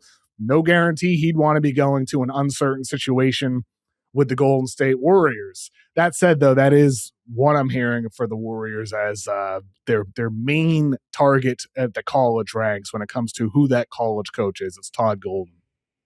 So, and I think the exciting thing, if you are the Warriors, that finding a new coach can be a very exciting time. Like especially when you can put the plans to use in terms of what the future could look like especially around a young head coach like Golden is. And just having that relationship, already the synergy that you want to see between ownership and a head coach, it can be a very exciting time when you look at the potential, the future, developing with youth, having financial flexibility. So I do understand if they're trying to kind of push Steve out the door by saying, "Hey, look, I want this done in the next fortnight." Like this shouldn't be a thing that drags on into July, August. You got to make a decision now. And that's going to, in my opinion, ultimately push Steve Kerr out the door. I think that they already have their plans in place of how they want to operate the minute he walks out. And it's up to Steve to either accept or decline that. Now, the question is, when you bring in Golden, what happens with Steph Curry? What happens with Draymond? What happens with Jimmy Butler? How do you approach those individual dynamics? Because this is a very expensive, very old roster. But I think from what you said, it's the appeal of a Golden makes a lot of sense if you're a Warriors team trying to move in a different direction. It's going to be interesting. I mean, whether or not Kerr returns, I do think the Warriors front office would rather have those guys all exit at once. And that's why in the ESPN story, they mentioned how they want Kerr to sign a multi-year extension, not just a 1 year extension. And then it's like a farewell tour next year. They want a multi-year commitment from those guys to stay together. And ultimately for Stephen Curry, he said he's open to signing an extension. But at the same time, we did see what he's still capable of doing when he's on. Stephen Curry still is very much on the tail end of the prime of his career. He is still capable of leading or being a key piece on a championship contending roster. And the Warriors, Jimmy Butler out with a torn ACL, Moses Moody out for God knows how long with his torn up leg. Like they have some major injuries, and those are two big holes to fill. One of your best role players and one of your star players in Jimmy Butler. It's tough to imagine the Warriors being a contending team a year from now. It's just hard to like. They might make the playoffs next year, depending on what they do, but it's just hard to imagine this team being like one of the teams that you feel like actually has a shot to beat the Spurs, to beat the Thunder, to beat the Nuggets, to beat, a reloaded young team that had acquired a star, whoever gets Giannis, right? And I don't know if it's going to be Golden State that has enough to get Giannis either. And so for Steph Curry, he's in a position now where I'd imagine he also is assessing, what do I want to do? If Kerr does leave the Warriors, do I want to come back and play for a different coach and play out my entire career with the Warriors, or do I want to look around and see if there's a different situation for me to go to and try to win somewhere else? Like I think for him, that's always been like, well, maybe finish my career in Charlotte. Well, LaMelo just had a disastrous week with the Hornets. They have an easy out now that Charlotte does. So, like, if Steph wants to go there, hey, I'm sure Charlotte would embrace you open arms. We'll drive across the country to pick you up. Yeah, and I do. In terms of what Steph wants, when you look at the kind of the issues with Steve Kerr, at times he's been too rigid. At times he's tried to use the same playbook that he did in 2015, 2016 to present day, which doesn't work when you have guys like a Brandon Pajemski, Moses Moody, guys like G. Santos. It's a different ball game altogether. And I think for Steph, if you're trying to evaluate how much time you have left in your career, he's a championship-driven guy. And if he doesn't think that there's a realistic shot winning a title in the Bay, like you said, some good old nepotism. Go to Charlotte. You already have a head coach in place that's a player's coach. He's a fantastic mastermind, a tactician. You have a good young roster in place. You already have Con Kneppel, which is the best young shooter around. You have that good infrastructure in place. So Steph, too, Charlotte makes a lot of sense. And if you're looking at how best can we set ourselves up for a championship run over the next 3 to 4 years, if you're going to project that Steph has maybe 4 years left in his career. Over the season, listeners of this podcast has heard me say, like, hey, well, are the Bucks going to appease Giannis, or are they going to open the door to anybody to make the best offer? And I've mentioned Charlotte as a team, like, hey, like if Charlotte wanted to offer a bunch of future picks for Giannis, they could do it. Well, I think for Charlotte, they're in an interesting position where in theory, it'd be hard to pull off, but they have the salaries and the assets to go try to get Steph and Giannis.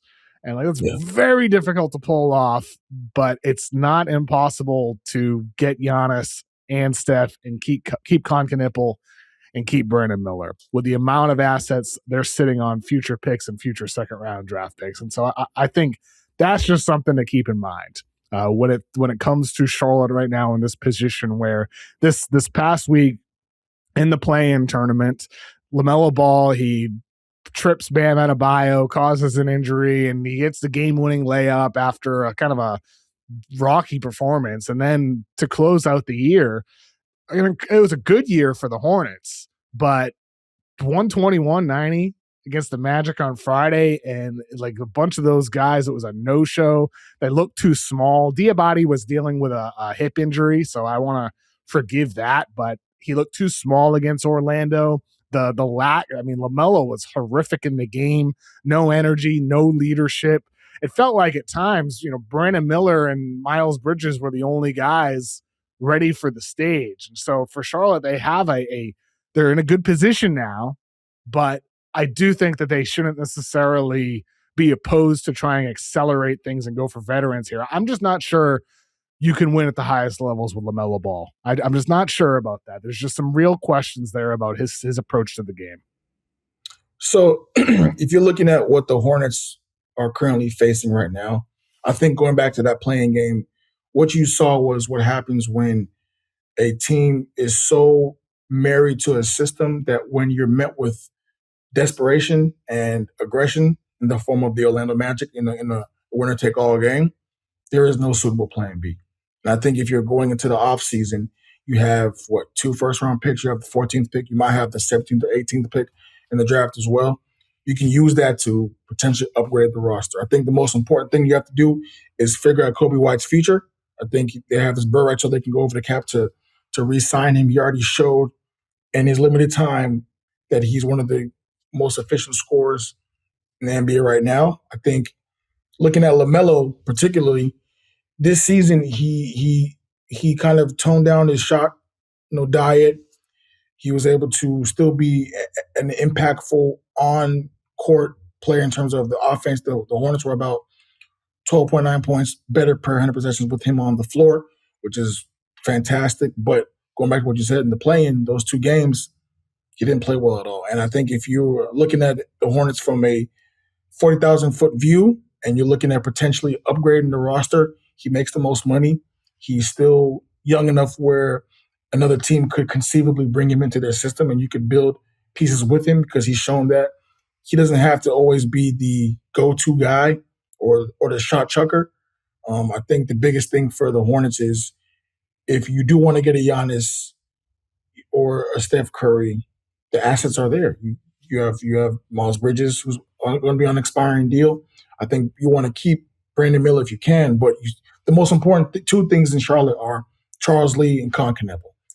Everything else after that is negotiable. So I think if you're the Hornets, you should be in a position right now where you want to build on the momentum that you've already established going forward, because it's very easy to remain stagnant in the NBA. Even though you had a great year, that current 5, I think they were 32-9 as a starting group.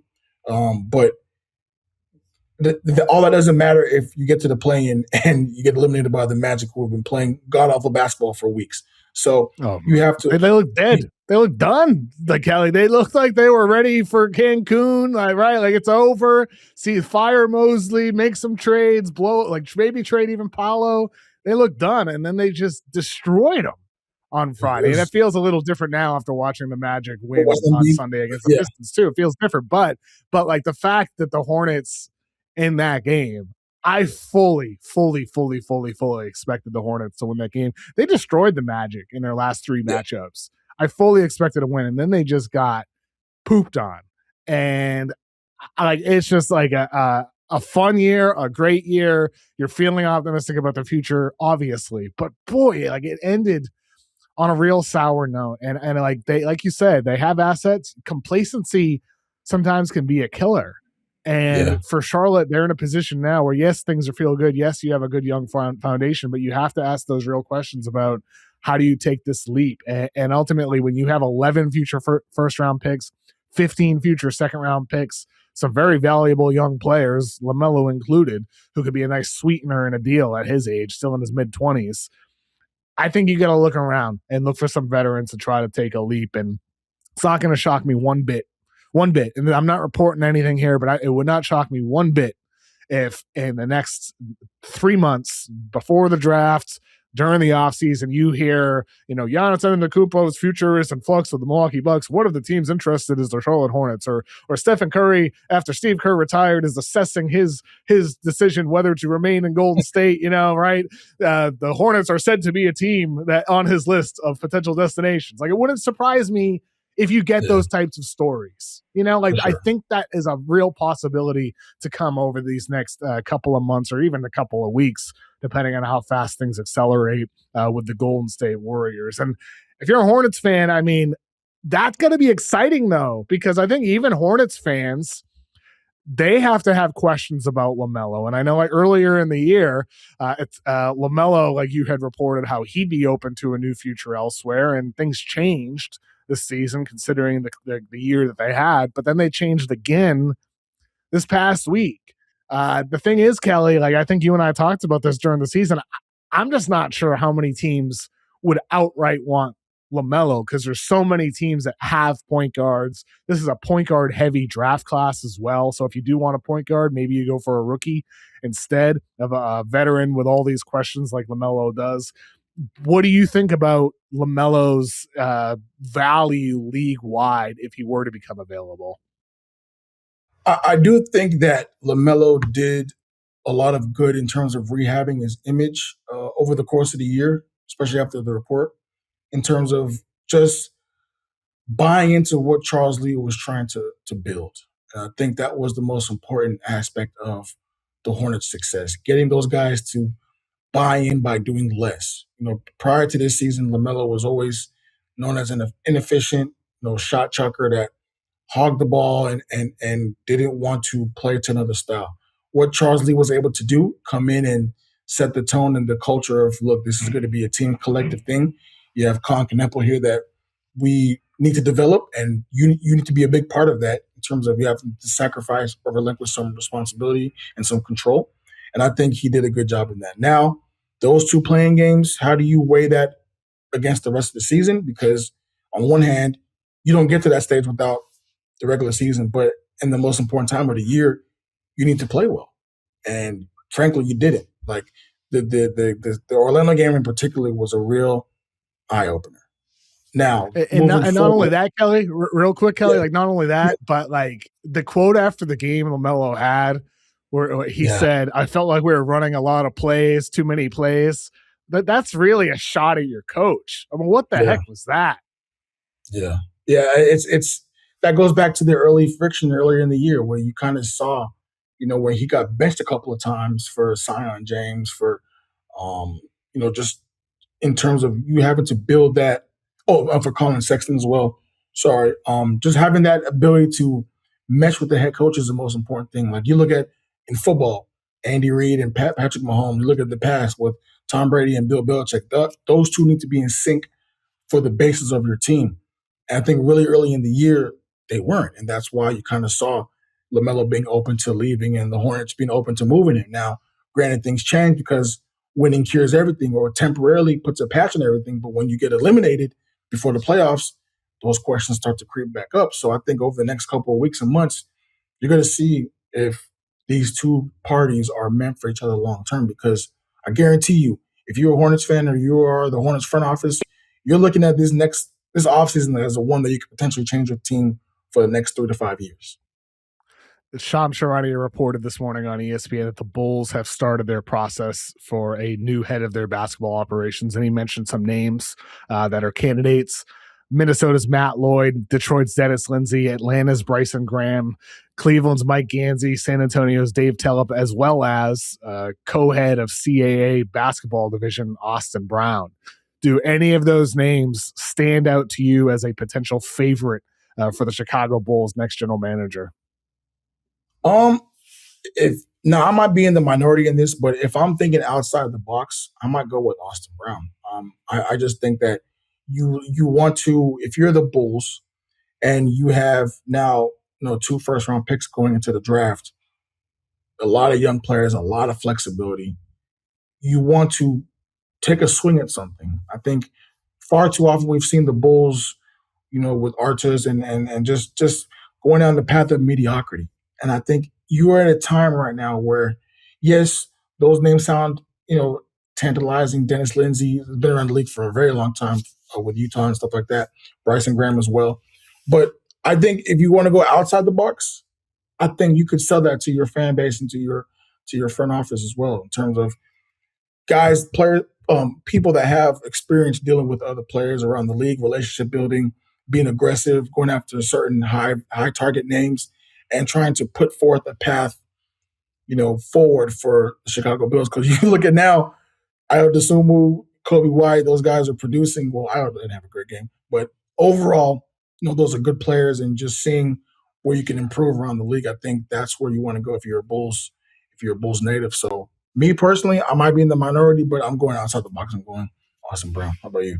I mean, it's going to be an interesting decision there because it's like a total opposite. It's outside the box, like you said, Austin Brown going in the agent world, and then there's the retreads, like the guys who've been around a long time, who are definitely highly respected front office names.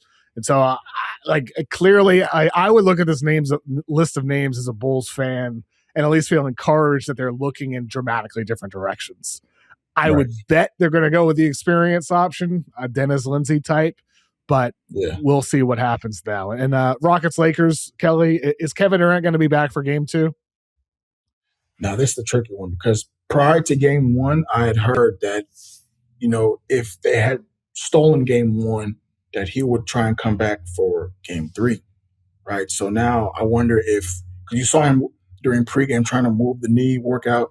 It didn't look great at all. You could see he was frustrated going through his warm-up, trying to get loose. Now that they're down 0-1 in the series, do I think that's enough to make him come back? Try and force it come back? I don't. Me personally, I don't think so. I'm not reporting anything, but I would be shocked if he played game 2. It sounded like a lot of pain. I heard it was diving after a loose ball, in scrimmage, and the knees collided. So, and the area where he hit, like Ime said, was the real tender part right above I think it was the patella, I think. So I do, and he's 37 years old. He's played the most minutes he's had since 2013, 2014. So personally, I'd be shocked if he played game 2. I just think that unless the whole desperation of trying to avoid, an 0-2, because frankly speaking, even without Kevin Durant, the way Houston performed in that game 1 should not have gone their way at all. And I think that if they clean up a few things, like maybe putting Tari Eason back into the starting lineup in place of Josh Okogie, just to give them a little more space and a little more versatility, I think that goes a long way. I think if you look at how they began the game, they were almost playing nervous, like a deer in headlights, like trying to too much isolation ball, not moving the ball at all, allowing the Lakers zone to kind of eat them up, and just they played scared. And I think if you're Kevin Durant, you should expect that your team should be able to beat a very injury-ravaged Lakers team, even without you on the floor. So do I think it's enough to make him play game 2? Personally, no. I think he's going to try and come back for game 3, because if you look at it, that would have been a week's rest since the initial injury, which at that age is second to none. I mean, 6 most minutes of Kevin Durant's entire career. Just hard to fathom. Like you said, the 13-14 season is the last time he played as many as he did this year at age 37 for the Rockets. Second most minutes in the entire NBA behind his own teammates. So look, I think for KD, Houston's not going to win the finals anyway. Just the reality of it. Even if you get through the Lakers, it's not going to go well in round 2 for you against the Oklahoma City Thunder. And so do you want to rush back and risk further injury at your age?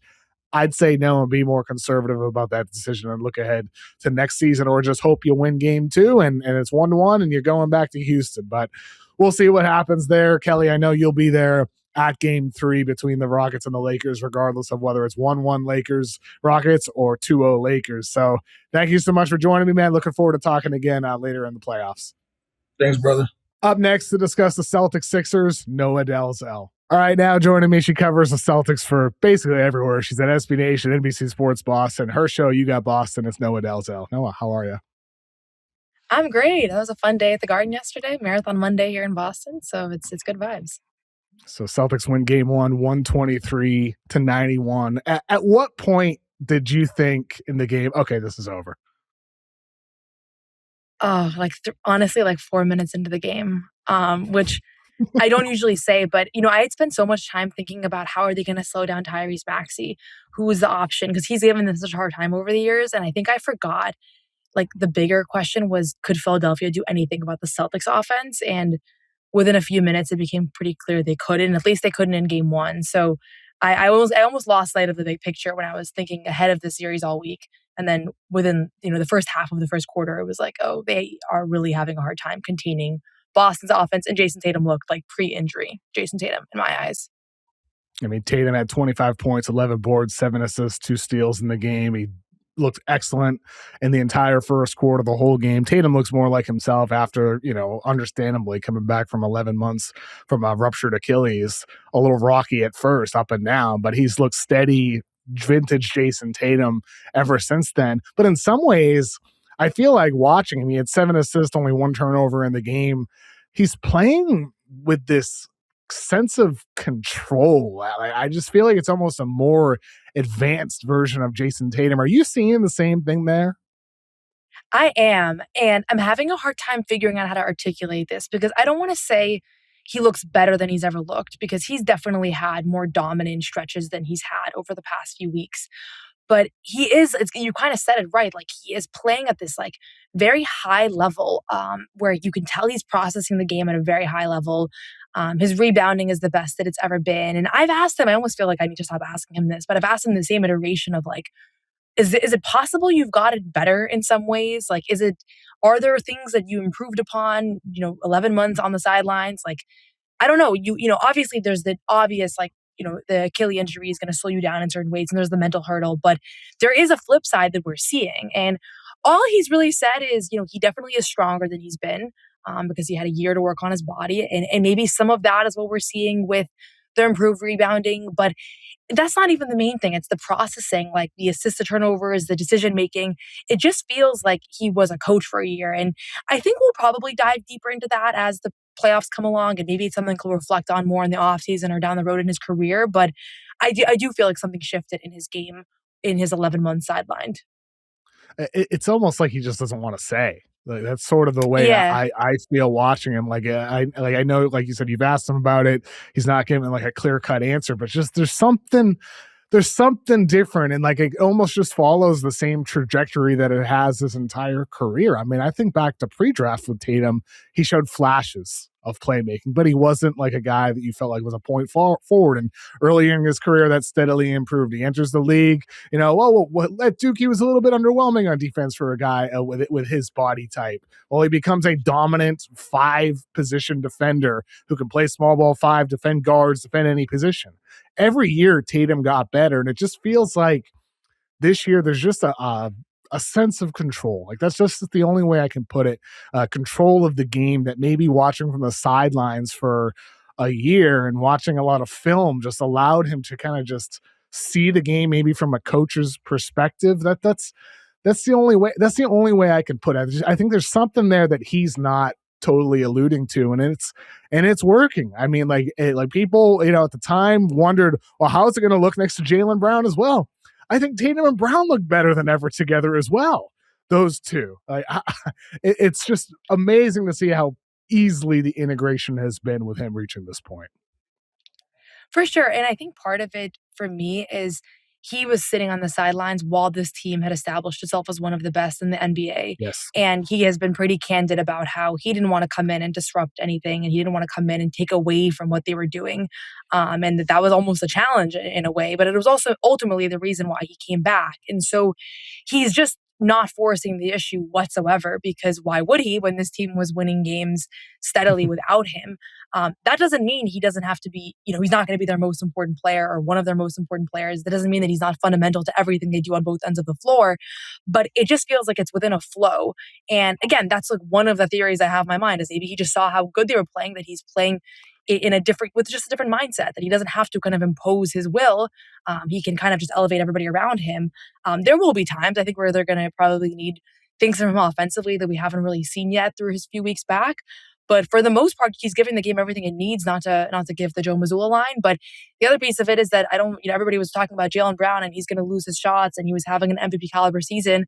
All we're seeing now is that there's one other guy on the floor that opposing teams have to pay extra attention to. And yesterday was a perfect example. I thought Jaylen had not his best first half, comes out in the third quarter and he has 16 points on 7 of 9 shooting. And it's like, how can you slow that down when Jason Tatum was just the most dominant player on the floor in the first half? So like, for all the discourse around Tatum and Brown, like when it's actually out there, like they are one of the most, if not the most reliable duo when it comes to the NBA playoffs.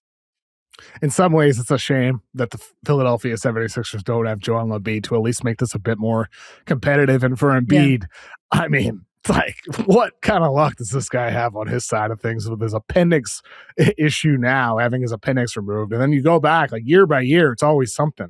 2018, he has so an random, orbital fracture. Like, it's like random injuries. Orbital fracture in 2018 and in 2022. In 2019, he had knee tendonitis. In 2020 was the bubble. Everybody experienced that. In 2021, torn meniscus. In 22, an orbital fracture again and a torn thumb ligament. 2023, a grade 2 ACL sprain. 2024, torn meniscus and facial paralysis. Bell's palsy. It's like everything. There's always something. And last year, he plays 19 games now. It's always something with Embiid. It sucks. Yeah, that appendicitis to me was like, it's so obviously not in his control. It has nothing to do with his knees or load management. I mean, everybody knows that's a freak thing that can happen to anybody at any time. And I do think he would make a difference in the series for sure.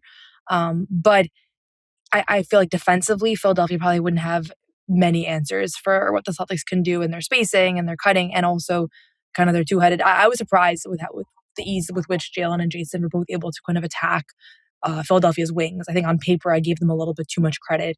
But yeah, it is a bummer. I mean, you want to see the best players available at this time of year, and he just seems to have the absolute worst luck. I mean, one of the questions entering the season was, well, what's going to happen at the center spot for the Celtics? And Neemias Queta had an awesome season for Boston, in contention for most improved player of the year. One of the better centers in the NBA overall, despite not being one of the biggest names. There's still the question entering the postseason. It could be a tough journey with some of the bigs they'll have to get through. No Joel Embiid, though. Does this even count as the first playoff test for Queta, or are we going to be waiting for round 2, possibly against the Knicks or the Hawks, for the first real test for Queta? Yeah, this is probably not the most representative challenge that they could face, on their way to what they hope will be a title. You look at just the guys they have on that side. There are definitely better post players in the league. But at the same time, I think it's actually maybe a good place for Queta to start. And he didn't have the best game. He picked up 5 fouls in 15 minutes. He was pretty much infallible from the jump. And it was kind of a game that reminded you why Brad Stevens went out and got Nikola Vucevic, who has had, an adjustment period. Certainly as a Celtic, it hasn't been completely smooth sailing. But when Queta picked up a second foul 3.5 minutes into the game, now you have Vooch that can come in. He picked up a few fouls. Now you have Luka Garza, you relied on all season long. So I still do view that position on the roster as the biggest open question, because all of those guys, none of those guys really have a lot of playoff experience. Even Vooch, who's 35 years old, has more limited experience there.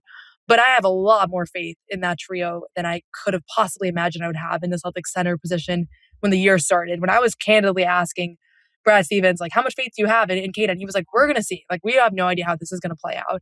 And I think each of those guys has exceeded their own expectations. And Queta definitely has led the charge. They have been such a better team when he has been on the floor. And so I look forward to seeing how the series goes, though, because he was great in that last regular season game. He had 27 points in that one. And yesterday, he just never really got going. And even still, he was impactful when he was out there. What is your biggest remaining question about the Celtics moving forward in the playoffs? It's a good question. I mean, it might be the center position. I think it's more the Thunder, honestly. If the Thunder make it, I think that's a really tough matchup. And I don't want to jump ahead. They have to win 3 rounds to even get there. But obviously we're in Boston. I'm sitting at the Auerbach Center right now. The title is always kind of in the back of your mind when you're talking about expectations and obstacles and all that. And I do think there are a couple of really tough matchups that they're going to have to overcome to get to where they want to go. I mean, San Antonio, I watched Wemby play last night. I was like, who's guarding Wemby on the Celtics? Not that any team has a great option, but there are some tough challenges out there. So it's nothing really internally. They've answered all of the questions. I feel good about Tatum. I feel good about them as a duo. I feel good about the bench. Their depth, I think, is a strength, not a weakness. So there's a little bit of how is Nimi going to deal with some of the more veteran post players in the league? And I think he answered some of those questions during the season. But it's more just as good as the Celtics have been this year, they were the 4th best team in the NBA. And I have to keep reminding myself that, because at this point I'm oh, this is such a championship caliber team. But there's a few of them, right? And so that's my biggest question. Nothing kind of in-house. I mean, I think the one question I'd ask is, will Derek White refine his shot? Because he was 2 for 7 in game 1, but his last 39 attempted 3-pointers, he made 16 of them, so 41%, at least a little bit encouraging, but he was at 32% prior in the season. With Derek White, he's been open in the past about how his improvement as a shooter with the Celtics is largely mental, kind of just being told to get empowered to shoot it. It's kind of something clicked for him in Boston. Do you have any concerns there with Derek White's shot and the importance of him with that Celtics offense? And is there any reason to believe that he did actually fix his shot in the last few weeks, as the numbers do seem to hint at? I don't know. Honestly, I didn't even realize that he was on an upward trajectory, because I feel there's just been this continued discussion around his very inefficient season, which almost flew under the radar because of how impactful he is as a player, and how the advanced analytics had him as one of the top 10 most impactful players in the league this season, despite that, which is really remarkable when you think about it. But what did Kenny Atkinson say? Kenny Atkinson called him a top 5 player, right?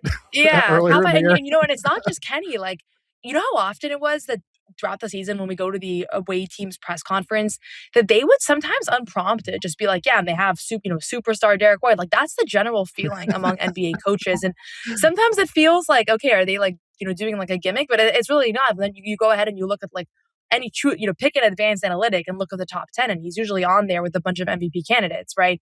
So to your question around his shooting woes, it's not a big concern for me because they don't need him to be like a high volume scorer to be their best selves. That being said, like I brought up the Thunder, I brought up the Spurs, to a lesser extent the Knicks, who obviously eliminated Boston last year in the playoffs. Like your margin of error gets a lot slimmer when you face those kinds of opponents. And can you survive Derek White shooting 25% from three in a series against a team like OKC? Like, I don't know, right? Like you can't have that. And then also, what if that's when Jalen's struggling, or maybe Sam Hauser goes cold for a series? So the way we've talked about this a lot all year, like in Boston about Derek shooting. And I think if that's your one thing that's going wrong in a series, you can get past that. But when those things start to mount and, maybe Jason Tatum has a tough go, for a stretch, because he came into when he came back, he was not very efficient for the first few weeks. You can't survive it all, right? So like you want to see him turn it around. I don't think it's like an absolute deal breaker, and he's going to be out there regardless. But his 3-point shooting has won them many a game over the last few years, right? There were times where he was the best scorer on the floor for Boston, and we haven't really seen him be that. And in a way, Peyton Pritchard's kind of slotted into that like third scorer role for this team. And even that's been a question because he hasn't been like a super consistent postseason scorer throughout his tenure in Boston. So like if he can be that guy, then maybe they don't need Derek as much. But you have to have enough guys step up, right? That's like probably the most obvious analysis I can give. But that's the way I've been thinking about it as I think about their chances and whether he needs to definitively become like a 38% 3-point shooter that we know that he can be. For what it's worth, when it comes to the advanced numbers, I think the best single number stat is at dunksandthrees.com. They have their estimated plus minus, and they have Derek White at plus 4.4, which is the 13th best player in the NBA this season, one spot behind Cade Cunningham, and then right ahead of Jimmy Butler, Joel Embiid, Kevin Durant, Isaiah Hartenstein, Zach Edey, Lauri Markkanen. So just some other different names, how their single number is calculated. But point is no matter the stat, Derek White is highly valued. And then you have these coaches, many of whom don't care about those single number stats. So you have the analytics geeks who love Derek White, and then you have the eye test geeks, the coaches who love Derek White as well. And that's despite him, as you said, not having a great shooting season. No, I still can't stop thinking about the play he had at the end of the half. I was just about to bring it up. Oh my God. Yeah. It's just amazing. He is incredible. No, that to me, that was the play of the year. And I asked him, I was like, would this be like in your Hall of Fame montage? And he was like, it would be in my Hall of Very Good montage. That's what I told Tatum. But he had this spectacular play that, yeah, I love that line. I was like, oh, that's my lead. So, we look at, he gets a fast break, finds, I think, I forget who it was even that he passed to for a layup. And he looks back and Miami had sprinted all the way down the floor. And I've literally never seen anybody run that fast on an NBA court relative to everybody else, right? Like you see everybody else, there are 8 guys that are like, oh, shoot, like he has a wide open layup. And Derek somehow gets back there, blocks the shot. And it was just one of those plays where I'm like, okay, that's just going to show up as a block. If that, actually, I don't even think he even got the block on the box score. Like, I think they didn't even give him that. And it's exact kind of play that then you look at like, okay, why was he a plus 24 when he was 2 for 10? Because when he was out there, he saved like 8 baskets and maybe one of them counted as a steal and the rest of them were just like, you had to watch to see it, right? And that's been the story of his entire tenure in Boston and even before that. I mean, exactly. I mean, he was like that guy in San Antonio. He was like that guy in college, and he just didn't have a jumper. He didn't have the 3-point jumper. He was a mid-range guy, but he didn't have the 3-point jumper. And he found that in Boston, and became, in Kenny Atkinson's words, a top 5 player in the NBA and in the eyes of the analytics guys as well. Noah, people can find your work everywhere in Boston. You got Boston. You're on NBC Sports Boston all the time. You write for Celtics Blog and SB Nation. Thank you so much for joining me today. Yeah, thanks for having me.